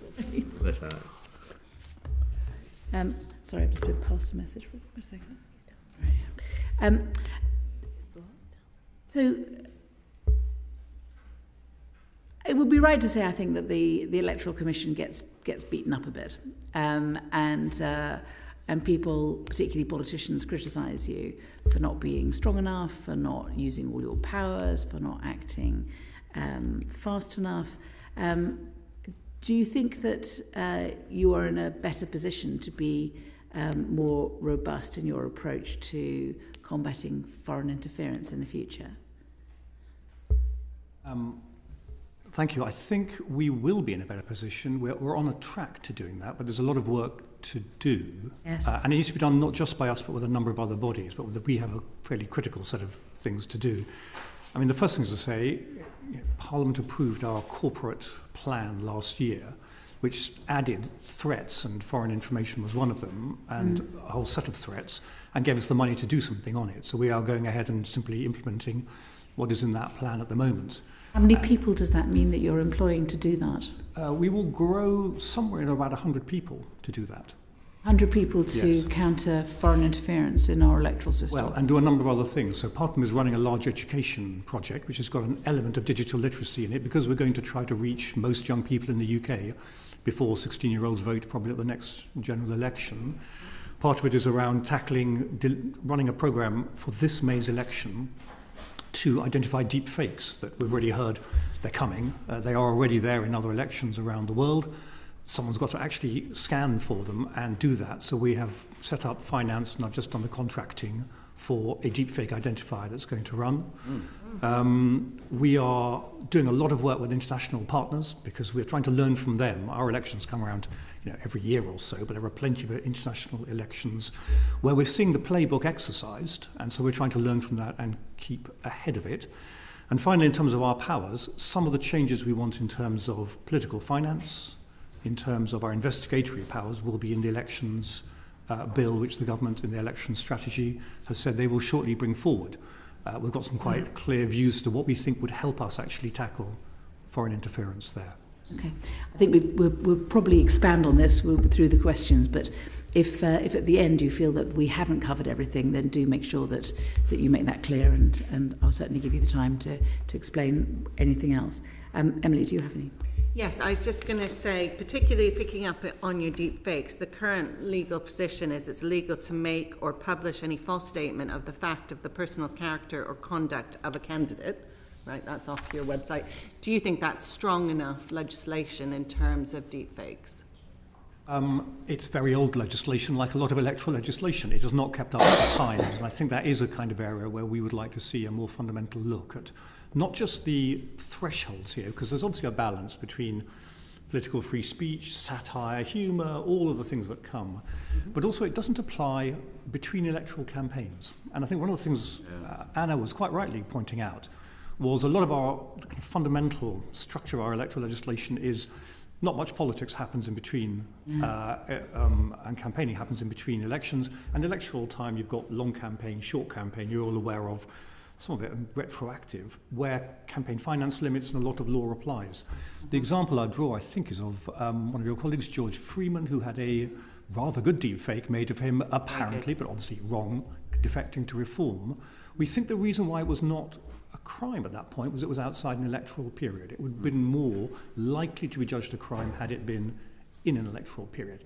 I think that distinction between in a campaign period and out of a campaign period is broadly falling away for all the reasons of social media and where the money comes. It's also, I think, really germane in terms of foreign interference. The groundwork for foreign interference is entirely laid in between elections, and then it is activated later on. And so I do think there is a piece of work that needs to be done. We've started thinking about it, about how actually to modernise that part of the electoral legislation itself. You're not working with the Home Office to set up a unit to scan for political deepfakes? Yes, we are. So this is the contracting I mentioned. Right. The Home Office ran a really, really useful and interesting deepfake challenge where they assess all the technical tools. And there's a big range of them, as Ciaran already said. Some of them work, some don't. Some will work better on video, some on audio, some on text. We're redoing some of that, building on that work they've done, to choose a set of deepfake identifiers, which will then run hopefully from March till about June. We're keen to pick up the run-in to these crucial elections in May, so obviously incredibly important elections in Wales, in Scotland, and a whole set of English local elections. And we rather sadly expect we're going to see more deepfakes, partly because the barrier to entry of making them has fallen so precipitously. Anyone can make them. And we've seen them used extensively in other elections around the world, so why would we be an exception? It'll be a useful evidence base. So we're going to create, as part of this, an evidence locker. So we will try and capture all the deepfakes that we have, and then we can use them to analyse further. We will then flag them, if we find them, to the relevant candidate or party, and I've had pretty extensive discussions with the parties about how they would like to handle this.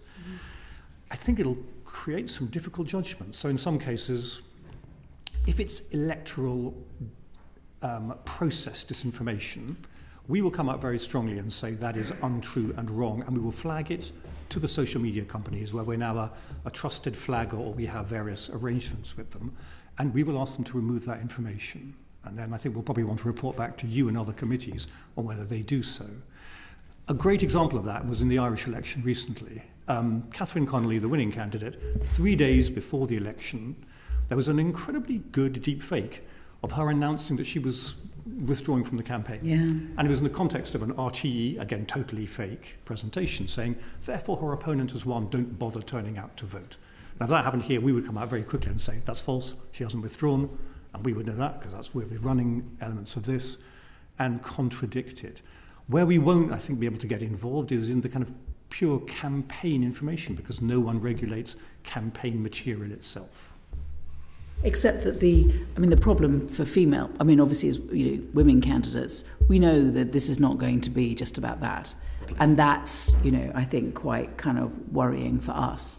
And I was just looking up, the targeting of Maia Sandu, the Moldovan president, and the sort of deep fakes that were put out about her were also deeply insulting, highly sexualized, and trying to sort of undermine her as an individual, which obviously would have a political impact, but wouldn't be, strictly speaking, kind of political. So would you be dealing with that? Yes, we're still going to scan for those, flag them, and then we would then go to the companies and ask them to be taken down. We'd also go to the parties themselves and other candidates, I think, in some circumstances, to say this is completely false and you should not in any way be amplifying material like that. And so far, I think, all the political parties have taken a very responsible attitude to that. We'd like to see some of that material included potentially in the revised code of conduct of political parties.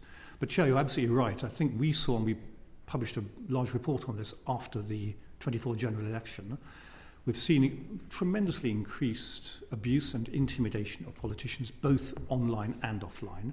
And it's been very heavily focused on women candidates and ethnic minority candidates, twice or three times as much. So the Speakers' Conference obviously did a lot of really useful work on that.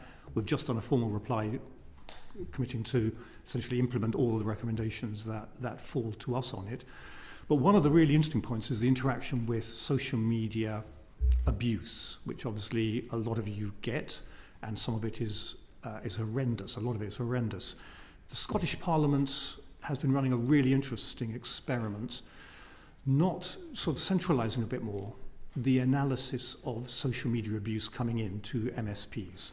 And it's already resulted in one successful prosecution because they're able to trace back to who is generating this.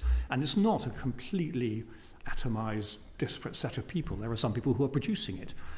And if every MSP or every MP separately, you or your poor staffers are having to take down and remove or just delete this material, it's very hard to spot those linkages. And we do think that there are more protections needed, not least because fundamentally this is putting people off becoming political candidates. And that's the real threat on the democracy that we see. So we flagged this discussion with the Senate, with Westminster here about how do we actually manage to expand that system. I'm mindful that this is a pet topic for many of us who are victims of this, and I would just ask the committee to just try and keep on track because we have a lot of other questions to ask. Emily, do you have any more? And then I'll go to Fleur. Go on. So it's on the same vein. It's not about myself. So there's 73 TikTok accounts that are posting thousands of deep fakes about Keir Starmer announcing controversial policies. Obviously, outside the election period. They have names like BBB, UK News, Daily Britain News. It is assumed that these are, we're not sure if they're foreign state actors or foreign non-state actors, and I don't know if you feel we should be treating those differently because many of these reach the threshold for making money. They posted 197 videos in just 1 week in December and 6,000 over 6,000 since May. So my question really is the Electoral Commission aware of this kind of activity, of deep fakes? This particularly, they use real news footage, these 73 accounts, but they use AI-generated audio to announce controversial policies that are not government policies or party policies. And I'm only focusing on this because clearly Keir Starmer is the focus of a lot of these attacks, but I'm sure it's happening to every single party. So you're talking about your skills to investigate. When you talk about taking it down and telling social media companies to take it down, do you think you have the powers to do that? How do you tell if those accounts are linked to state actors and amplifiers? And what real tools do you then have to recognise when there is the use of state-linked and non-state-linked foreign bots to amplify this material? Thank you. So we're aware of this kind of material. At the moment, it isn't really covered by anything that we can take down. Where we would immediately go for takedown is where there have been actual incitement to violence or threats against politicians. So that's when that triggers it instantly, and we will then go and try and do something about that. What we have been saying is that anyone... Sorry, so whose job is it then if it isn't yours? I don't think it is anyone's job at the moment. Really? We're aware of. So you can just put out a fake video like. claiming that the government's putting out some sort of policy which isn't true, and nothing can be done about it. I think at the moment anyone would be able to say that is just the way you have to take down. And that's partly because of a long tradition, I think, of political free speech. People say very misleading things, and they may be completely wrong, and they have a right to be wrong and erroneous and make things up.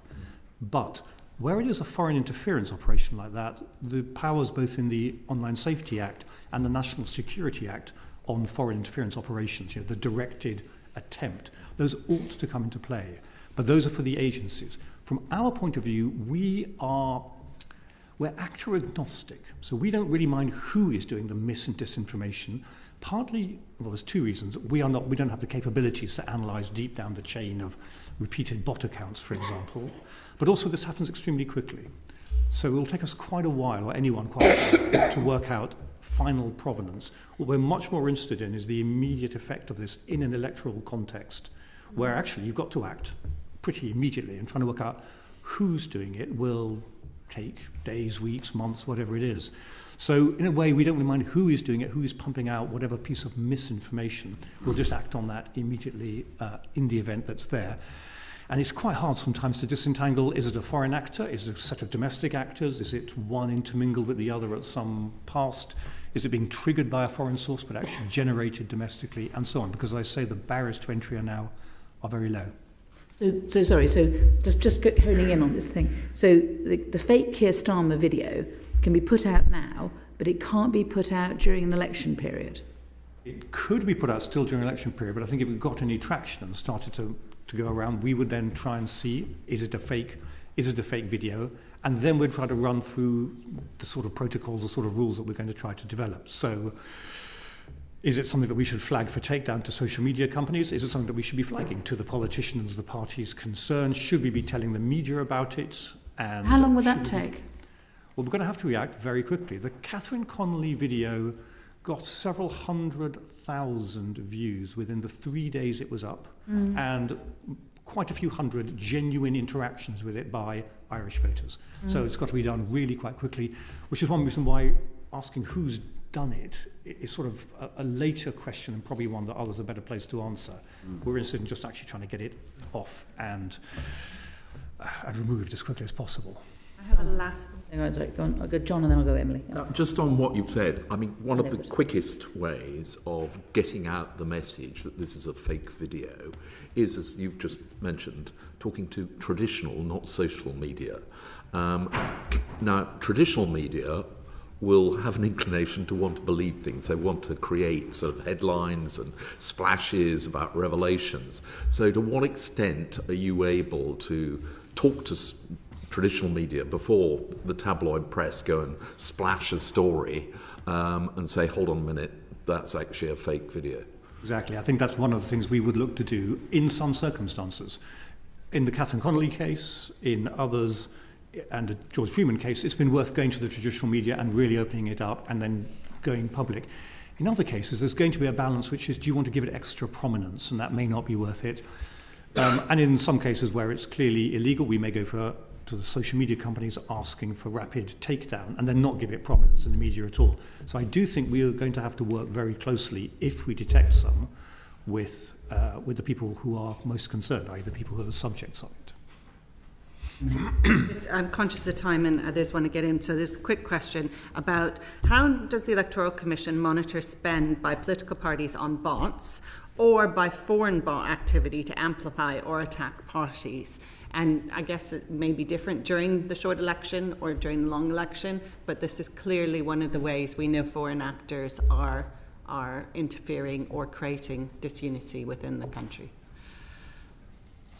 We at the moment don't have the capability to monitor large bot networks and so on, as in the sense of mis and disinformation. So that's where working within the Defending Democracy Task Force, working directly with the agencies and others, we're more reliant on theirs. Where we when you say we don't have the capability at the moment, are you expecting to have the capability in the future, or are you expecting to rely on the security agencies to have that capability? We're expecting more to rely on the security agencies for that capability, and for them to then flag, which they have done to us, when they see suspicious activity, in much the same way that we rely. What do you do? It depends what it is. I mean, if it is a clear campaign to try, and we saw some of this at the general election, where there were clear campaigns to try to raise some of the foreign issues. I mean, Israel-Gaza was one, there were several others, which were trying to destroy community cohesion in this country. I think there were legacies of the Southport riots as well there. So then people flagged those and people were able to take as much. So we would then make it as transparent as possible. There is a very powerful thing here, which is just explaining to large numbers of people in the country that this is inauthentic and this is false. Couple that with the education, which I said initially we're hoping to do, to give people more of the tools of digital literacy.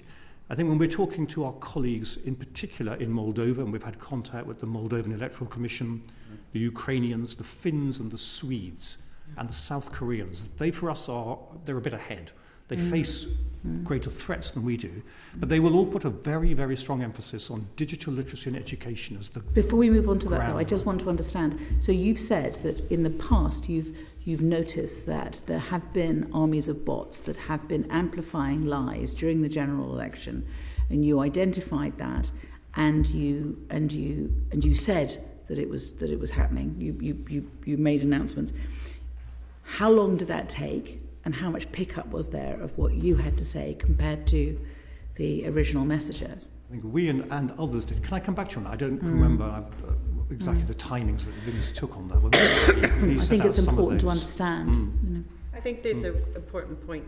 There's the beginning of my question was, how are you monitoring spend by UK political parties on bots? In terms of spend, I mean, it's the standard party spending limit. So we get statements of accounts, and we publish, again, I think the transparency is important, statement of accounts by all the political parties after a general election and regularly. Some of those show exactly what the different parties have been spending on social media in general, but the parties describe their spend in very, very different ways, not just because of reasons of size, but they categorize it differently. I do think there is advantage in moving to a slightly more systematized way of categorizing the spend by political parties. And as we're working through with the parties a new political finance online system, we're looking to do that. We don't specifically monitor how much parties are spending on any particular element of like bots or social media at the moment. Ed.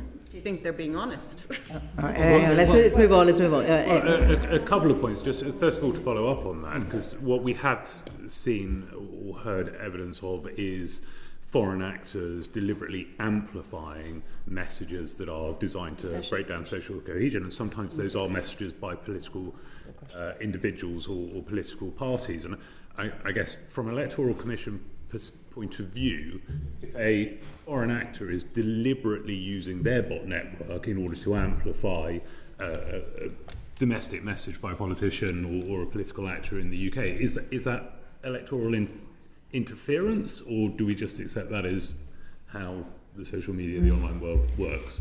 I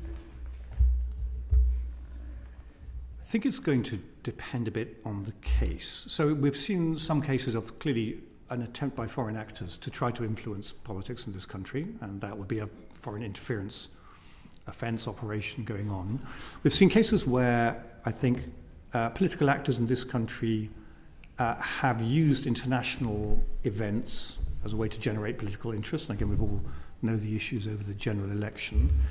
I think we've seen a number of different tools being used internationally, and it's the combination of money, information operations, and cyber attacks, all being used by different actors to try to influence things.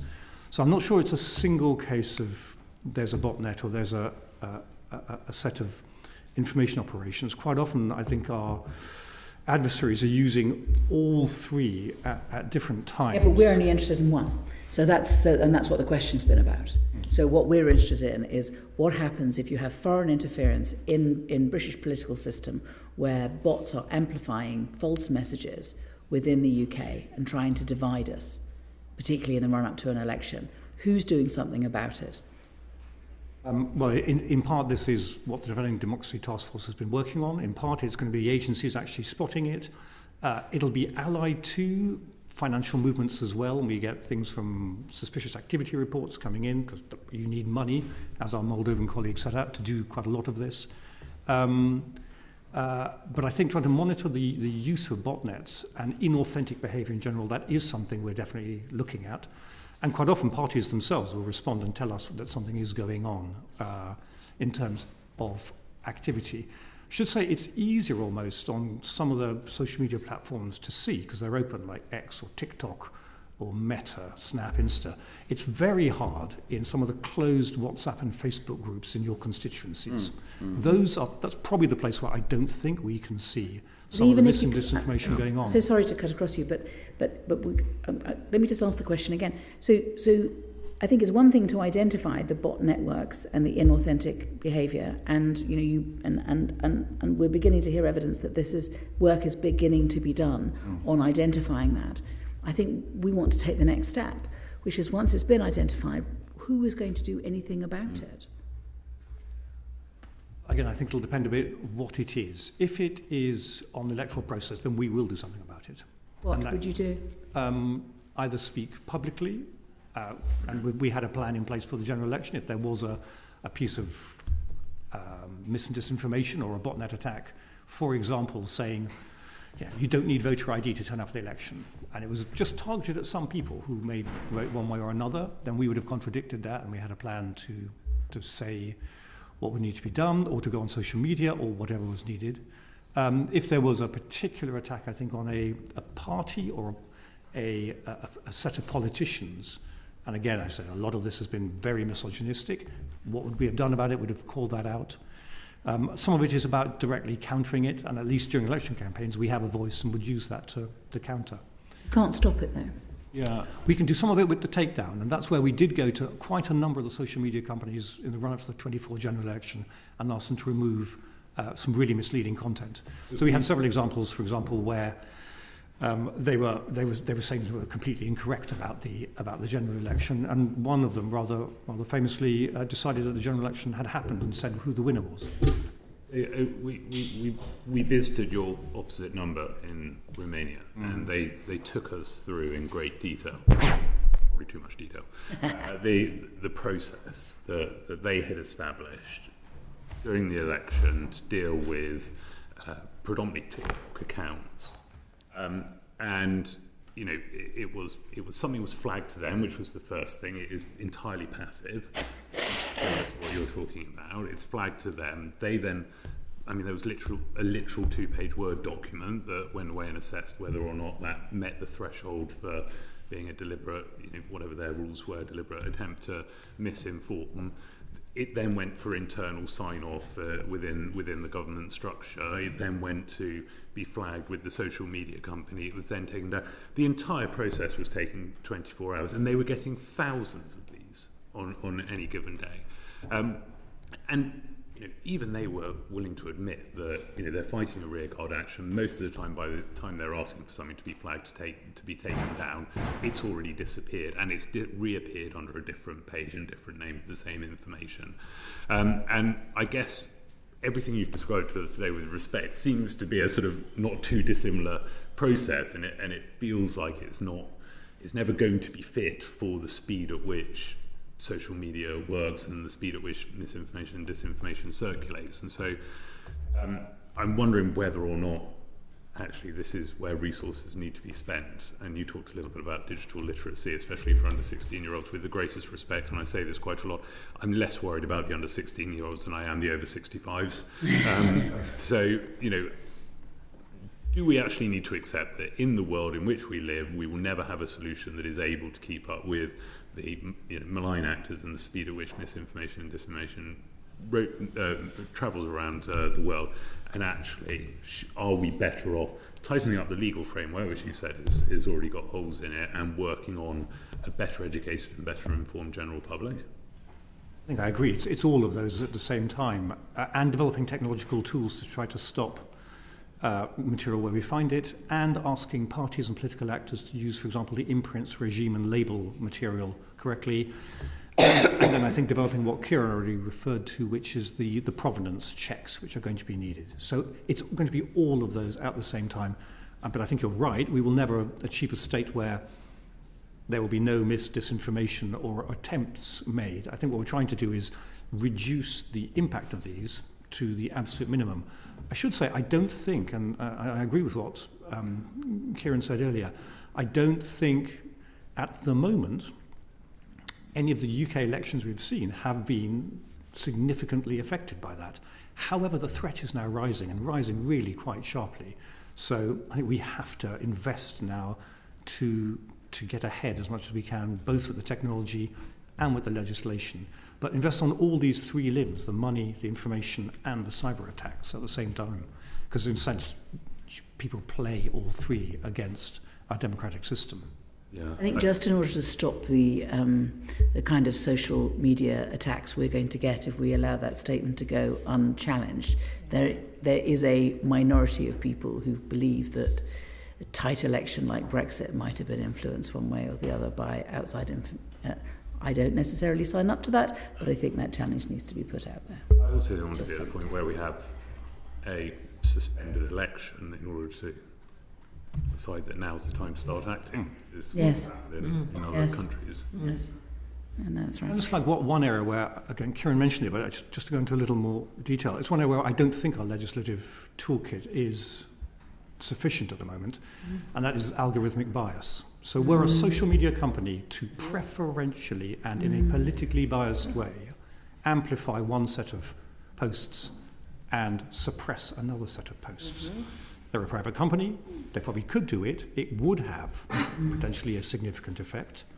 I don't think anything in our current legislative toolkit would actually enable us or anyone else, it's partly a result of old electoral legislation which needs updating, but us or anyone else to take any action against that. And that really is, it's a concern. I'm afraid in other areas we've got at least things we can work on and are indeed doing, but it's one where I don't think we yet have an answer.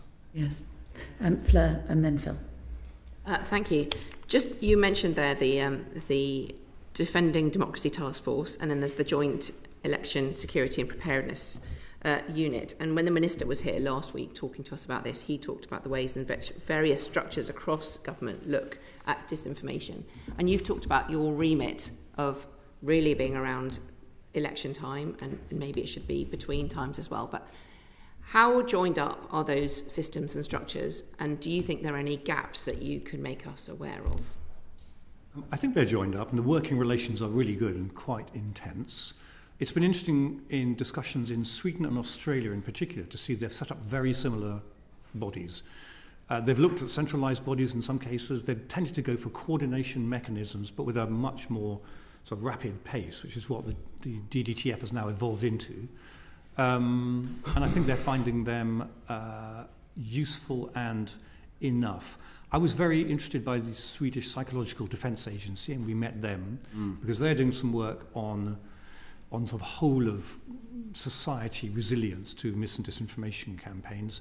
But they still haven't moved away from having a large coordination mechanism, because mis and disinformation sort of touches almost everything at various points, all the way from the very high-end agencies right the way to what happens in schools. So you've got a tremendous variety of work that needs to be done across the whole of government and society, and at many levels in the UK, including devolved and local levels. So I think it's more coordination. The DDTF has been very, very useful in doing that. So I do think that's been good, and it's beginning to focus on the May elections, and in particular on sharing some of the international examples of where things have worked and things haven't worked. So a kind of proper learning mechanism from what FCDO and others can bring about what they see internationally. That's helped us a lot. What we found, though, speaking to the Finns, was that because Finland is right by Russia, and they've always had to accommodate Russia, the population is much more open to the suggestion that there is foreign interference. I think part of our problem in the UK is that the public has yet to understand the extent to which there is at least attempted foreign interference in our electoral system and in our democracy. And I quite understand why perhaps some people with some insight feel that we don't want to overstate it and undermine our democracy, but we have to balance that with the fact that our democracy might be being undermined, and getting to the sweet spot there and making sure that the public is properly informed. I do a bot of the week on my Twitter account, and just get other bots arguing with me, telling me that they're not bots. It's completely ridiculous. Just say we very much agree. I think we have to flag the issues and then actually act on them. It comes as well, I think, with hopefully flag the issue, show we're acting on them, and reassure people that their votes do count and things are counted properly. What we're seeing in terms of our public polling at the moment is real worry about deepfakes. About 70% of people are worried about it.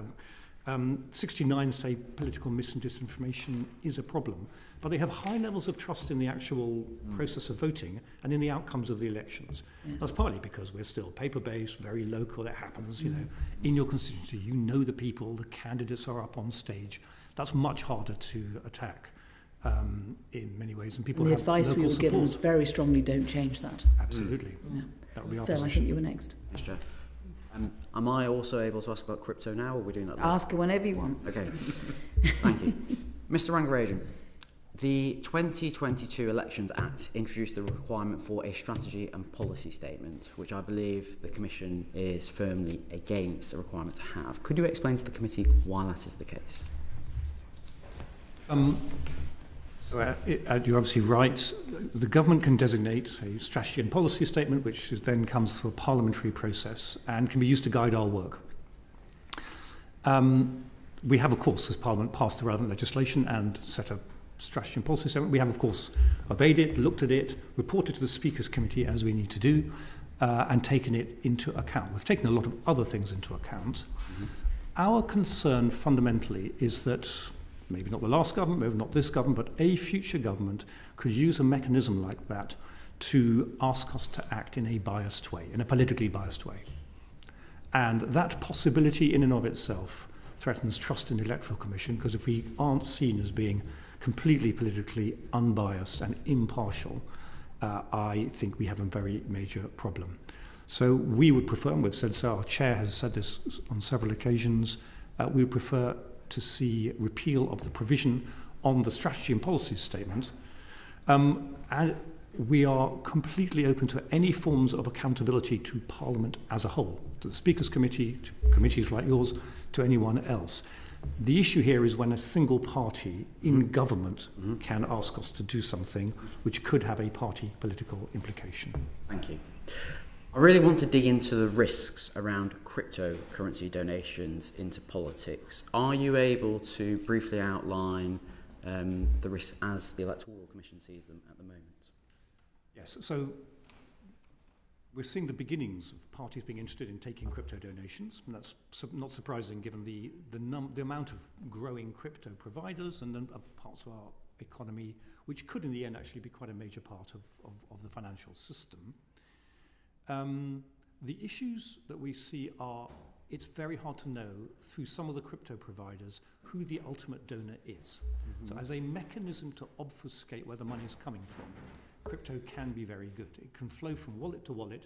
You know which wallet it's in. Mm-hmm. You just don't know who controls or owns that wallet in the end. And we have seen in some of our investigations money flowing internationally through crypto exchanges and ending up in British bank accounts. Mm-hmm.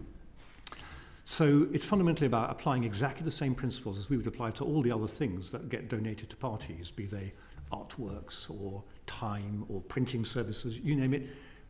Crypto at the moment, I gather, is defined more as an asset than a currency under HMRC and other UK and FCA rules. We are going to shortly put out some interim crypto guidance, making really some of these points.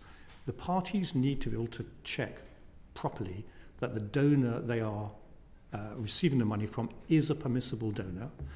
We're also engaged with the crypto providers at the moment, particularly some of the ones used by the parties, to check whether they can actually give that kind of assurance. I'm not yet convinced they can, but we'll work with them to see will they be able to. Mm-hmm. Now this might evolve as you get more FCA and other UK regulated crypto providers.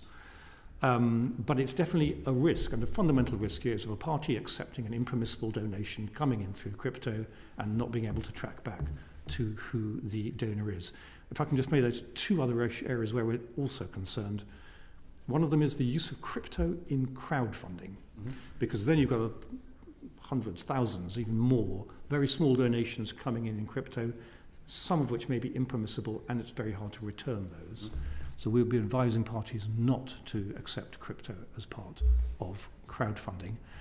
And the final part is a sort of new threat coming in our discussions with both the crypto providers and the sort of national security world, which is the use of AI plus crypto plus crowdfunding. So you could disaggregate a large donation into a very large number of tiny donations and then reaggregate it using AI in the UK. And that would be a method to evade the controls that we have.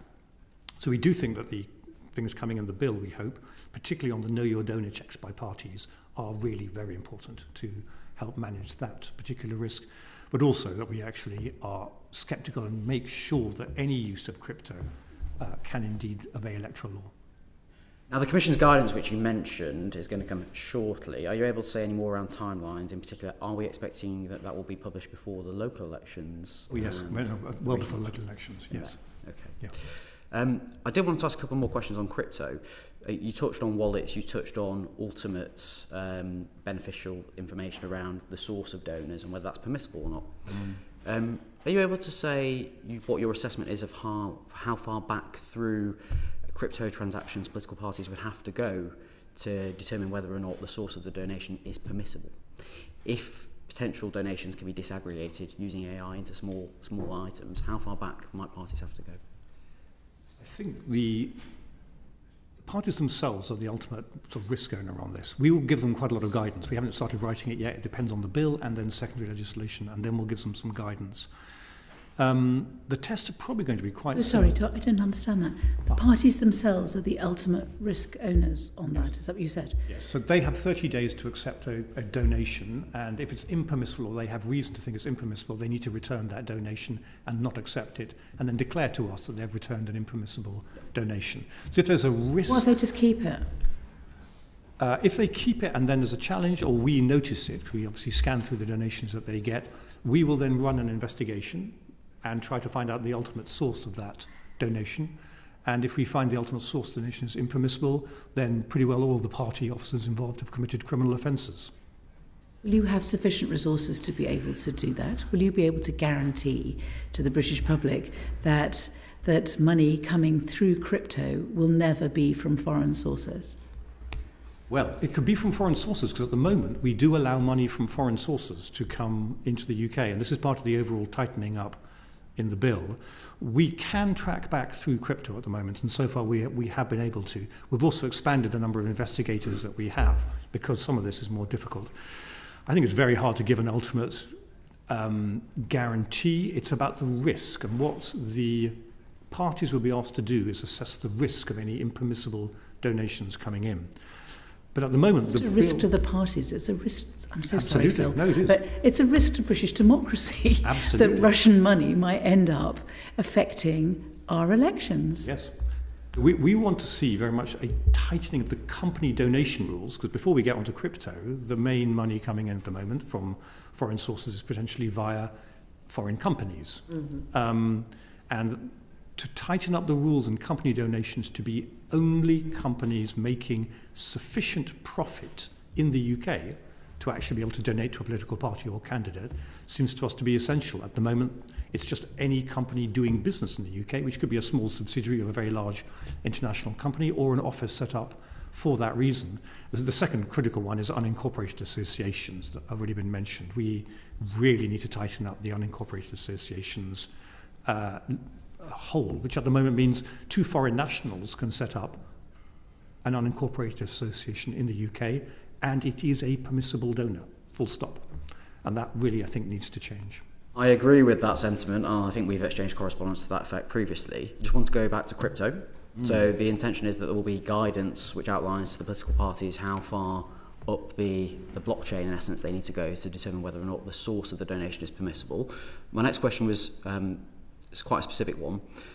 Is the Commission aware of the wallet addresses that are used by the 3 political parties at the moment that currently accept crypto donations? We've been talking to the parties who are thinking of accepting crypto donations quite extensively, and which providers... The 3 that already accept. So you've got Reform, UK, the Homeland Party and the other party. Those are the 3 that currently accept crypto donations. So do you have the wallet addresses? Are you able to oversee those at the moment, or is that something that's going to come in due course? No, we don't hold their wallet addresses. Okay. Because what we're asking them to do when they accept crypto is immediately assess and transfer it into basically fiat currency immediately. So they shouldn't be holding crypto for a long time. It comes in as a donation. It's a few £1,000s. It's immediately assessed and sold, and then it sits in their accounts.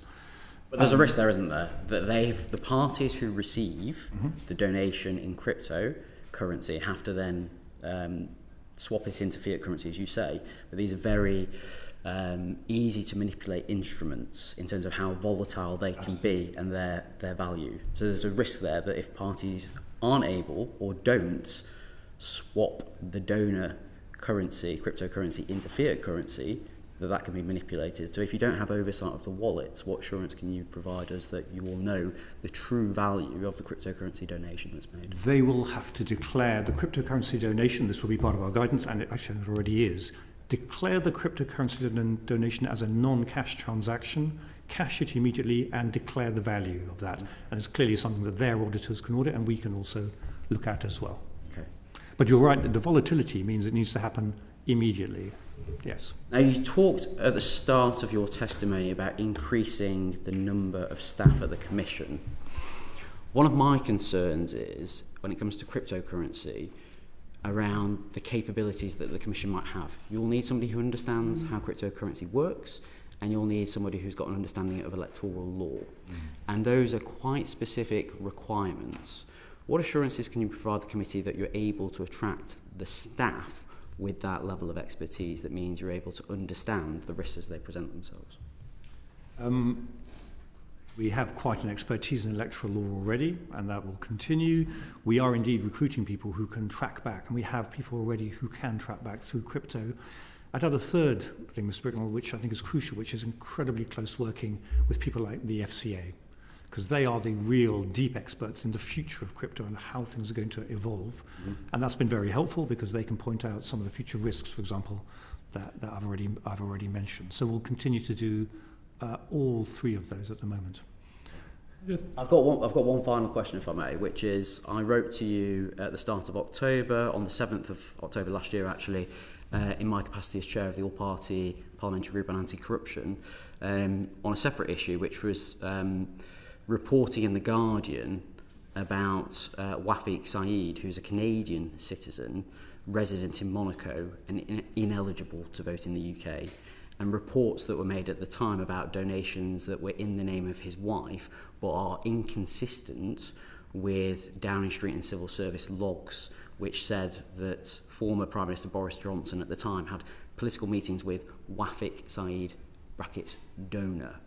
I've yet to have a substantive response from the Commission. At the time, I urged for a full investigation into those irregularities, which seem, on the face of it, to be in breach of electoral law and potentially foreign interference. Are you able to give me any assurance that I'll hear from the Commission soon? Yes, you'll hear from the Commission very soon, and we've done a full assessment of exactly that, which has involved going to talk to the various people involved, which is why it's taken a bit of time. Okay, thank you. Excellent. Edward. Yeah, as yesterday the Joint Committee on National Security Strategy were discussing, we're taking evidence on crypto and on foreign donations and crypto donations, and the sort of ecosystem, it became clear through the evidence, the ecosystem required in order to actually scrutinise this, and you've touched on some of it, FCA, but also potential for only using UK registered exchanges, the skill set that's required in order to be able to do proper forensic analysis of the entirety of the blockchain. You know, all of these things, and at the risk of sounding like a massive Luddite, my takeaway was, should we not just ban crypto donations until such time as we are able, to put the structures in place, rather than what feels like at the moment, which is a rush to try and build something because there's some political pressure from some quarters for people who want to be able to take this. What is the view of the Electoral Commission? You're obviously being mandated to try and work out a framework, whether it be legislative or regulative, to be able to deal with it. But would your preference simply be just ban it or put a moratorium on for X amount of time until we're ready? We broadly agree that the system is not yet good enough to obey electoral law with the clarity and transparency that we want. So that's why we're working with the parties. The reason why parties want to take crypto, and may increasingly in future, if it becomes a very large part of our economy. And London as a financial centre, the ambitions of successive governments have been to grow the UK as a crypto centre, which would then cut off political parties from using that, but also would mean that it would fall outside our regulatory remit. So people would trade lots of crypto, put it into fiat currency, and then transfer it to the parties. Whereas we'd quite like to be able to look very much about how far down the blockchain we can go. Where is the money actually coming from? So rather than ban it at the moment, I think what we'd like to do is set very clear rules and guidance for parties about what is acceptable. And it's very much on implementing the rules in PAPARA 2000 on donations. If necessary, I do think there may need to be some kind of statutory guidance, so produced by us, probably with other agencies, and then being agreed through Parliament, which would then bind parties or candidates from only accepting certain kinds of crypto.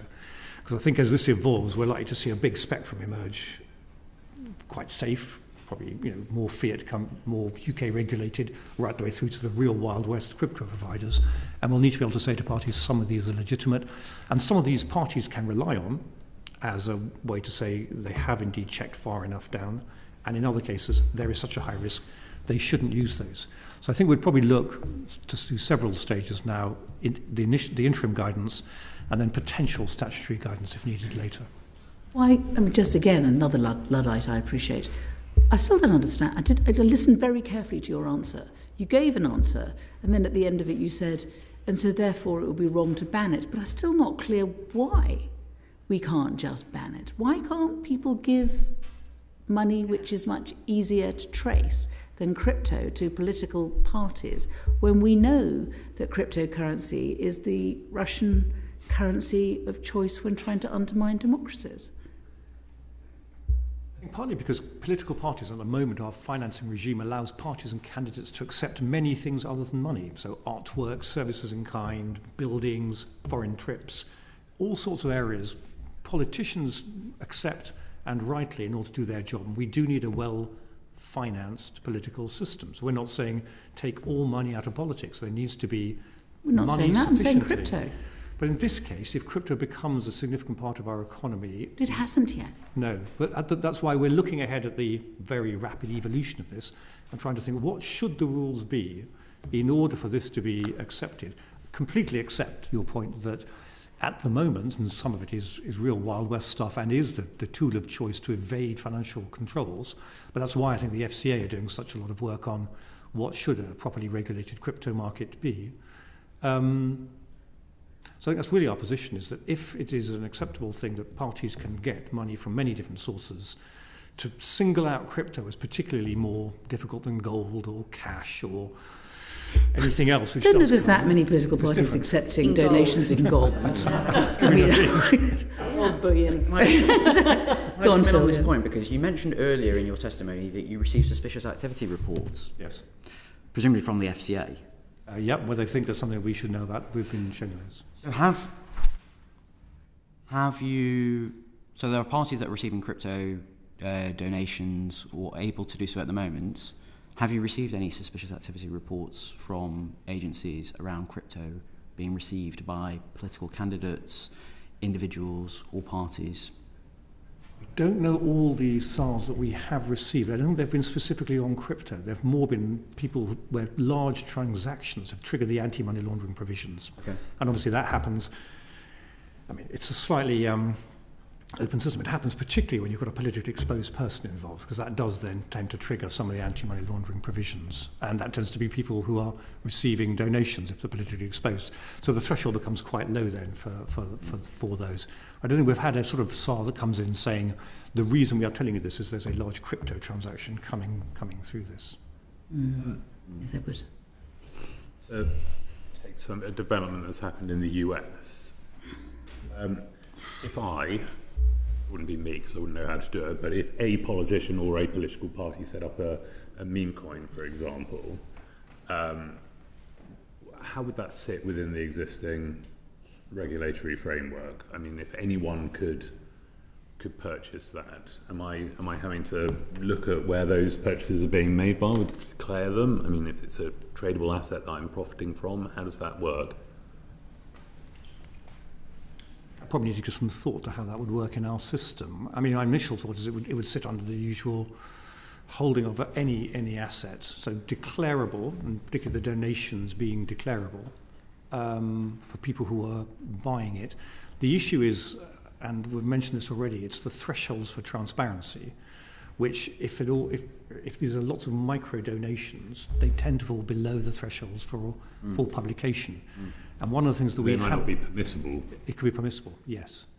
One of the issues that we have seen is the increase in the transparency thresholds over the last couple of years has reduced actual transparency, particularly in some areas of the UK, because most donations are under those transparency thresholds.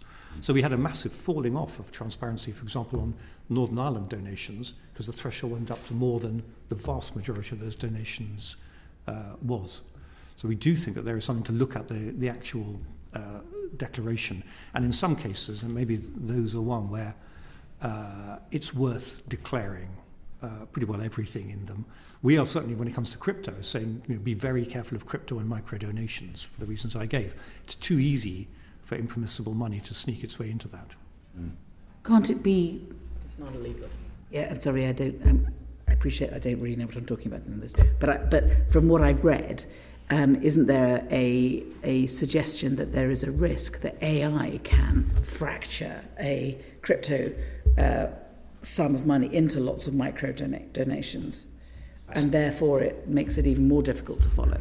Yes, and so that combination of AI and crypto and crowdfunding altogether is a really difficult place. Okay, we're back on the safe place of Phil, who doesn't know what he's talking about. Yeah, given that disaggregation risk, is there not an argument to say, given the government has yet to ban cryptocurrency, given the Commission is going to bring forward guidance, given 3 parties have already said that they're accepting or open to accepting donations, that the Commission might look again at the exemption of individual contributions to political parties under the value of £500 from any cheques, and bringing that threshold down to accommodate the risk that you can disaggregate a very large crypto donation into lots of £499 donations and there's no requirement.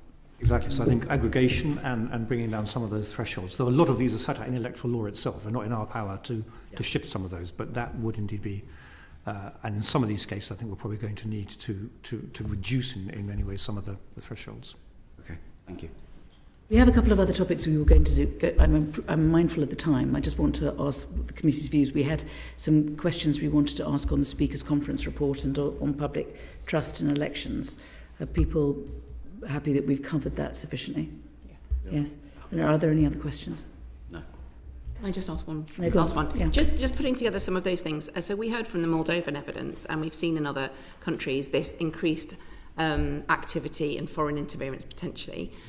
Threats between elections. We've covered this a little bit, but what would it take to increase your remit to be able to look at them and be substantially taking action more? So you've talked about there's going to be a short term, a few months of a trial of more active work about deepfakes leading up to the May elections, which is very welcome, but then what happens after that? Do you need it to be, your remit needs to be changed? Would that need to be done legally? Would it need to be done by Parliament? And is it resources that would stop that? What would you need to be able to increase your remit to cover the whole of the period between elections as well as elections? I think to cover in between elections, particularly when it came down to campaigns or spend in between elections, that would be legislative change. That is definitely set out in primary law.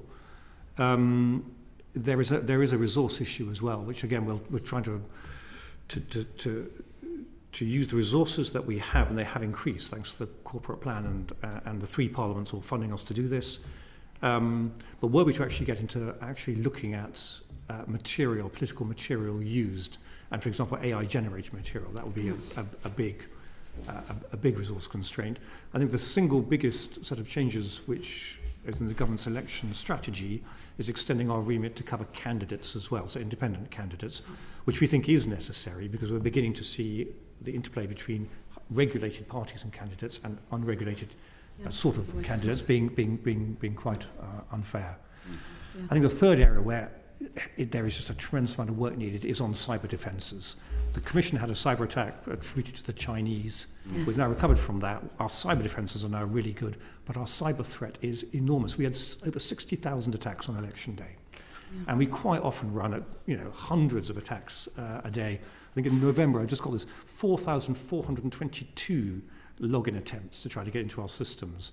and almost 2,000 phishing attempts. But we're not the only ones. So all the political parties are getting this as well, as are the electoral management system suppliers, as are local councils. So that sense of investment to try to build our cyber defences of the democratic system, which we would say is critical national infrastructure, that is where I think I'd be really investing quite a lot of money. The tools and techniques are all there, and we have now implemented all of them to get ourselves to Cyber Essentials Plus, which is about the highest standard. But we need to recover from our previous attack. But I do think that has to be broadened out to the whole system now.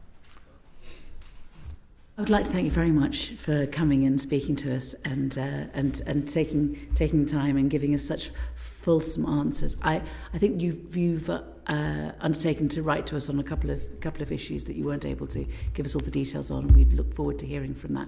And indeed, if there's anything else that comes to you after you finish now that you've finished giving your evidence, please feel free to write in to us. And again, thank you very much. We therefore close the session this morning.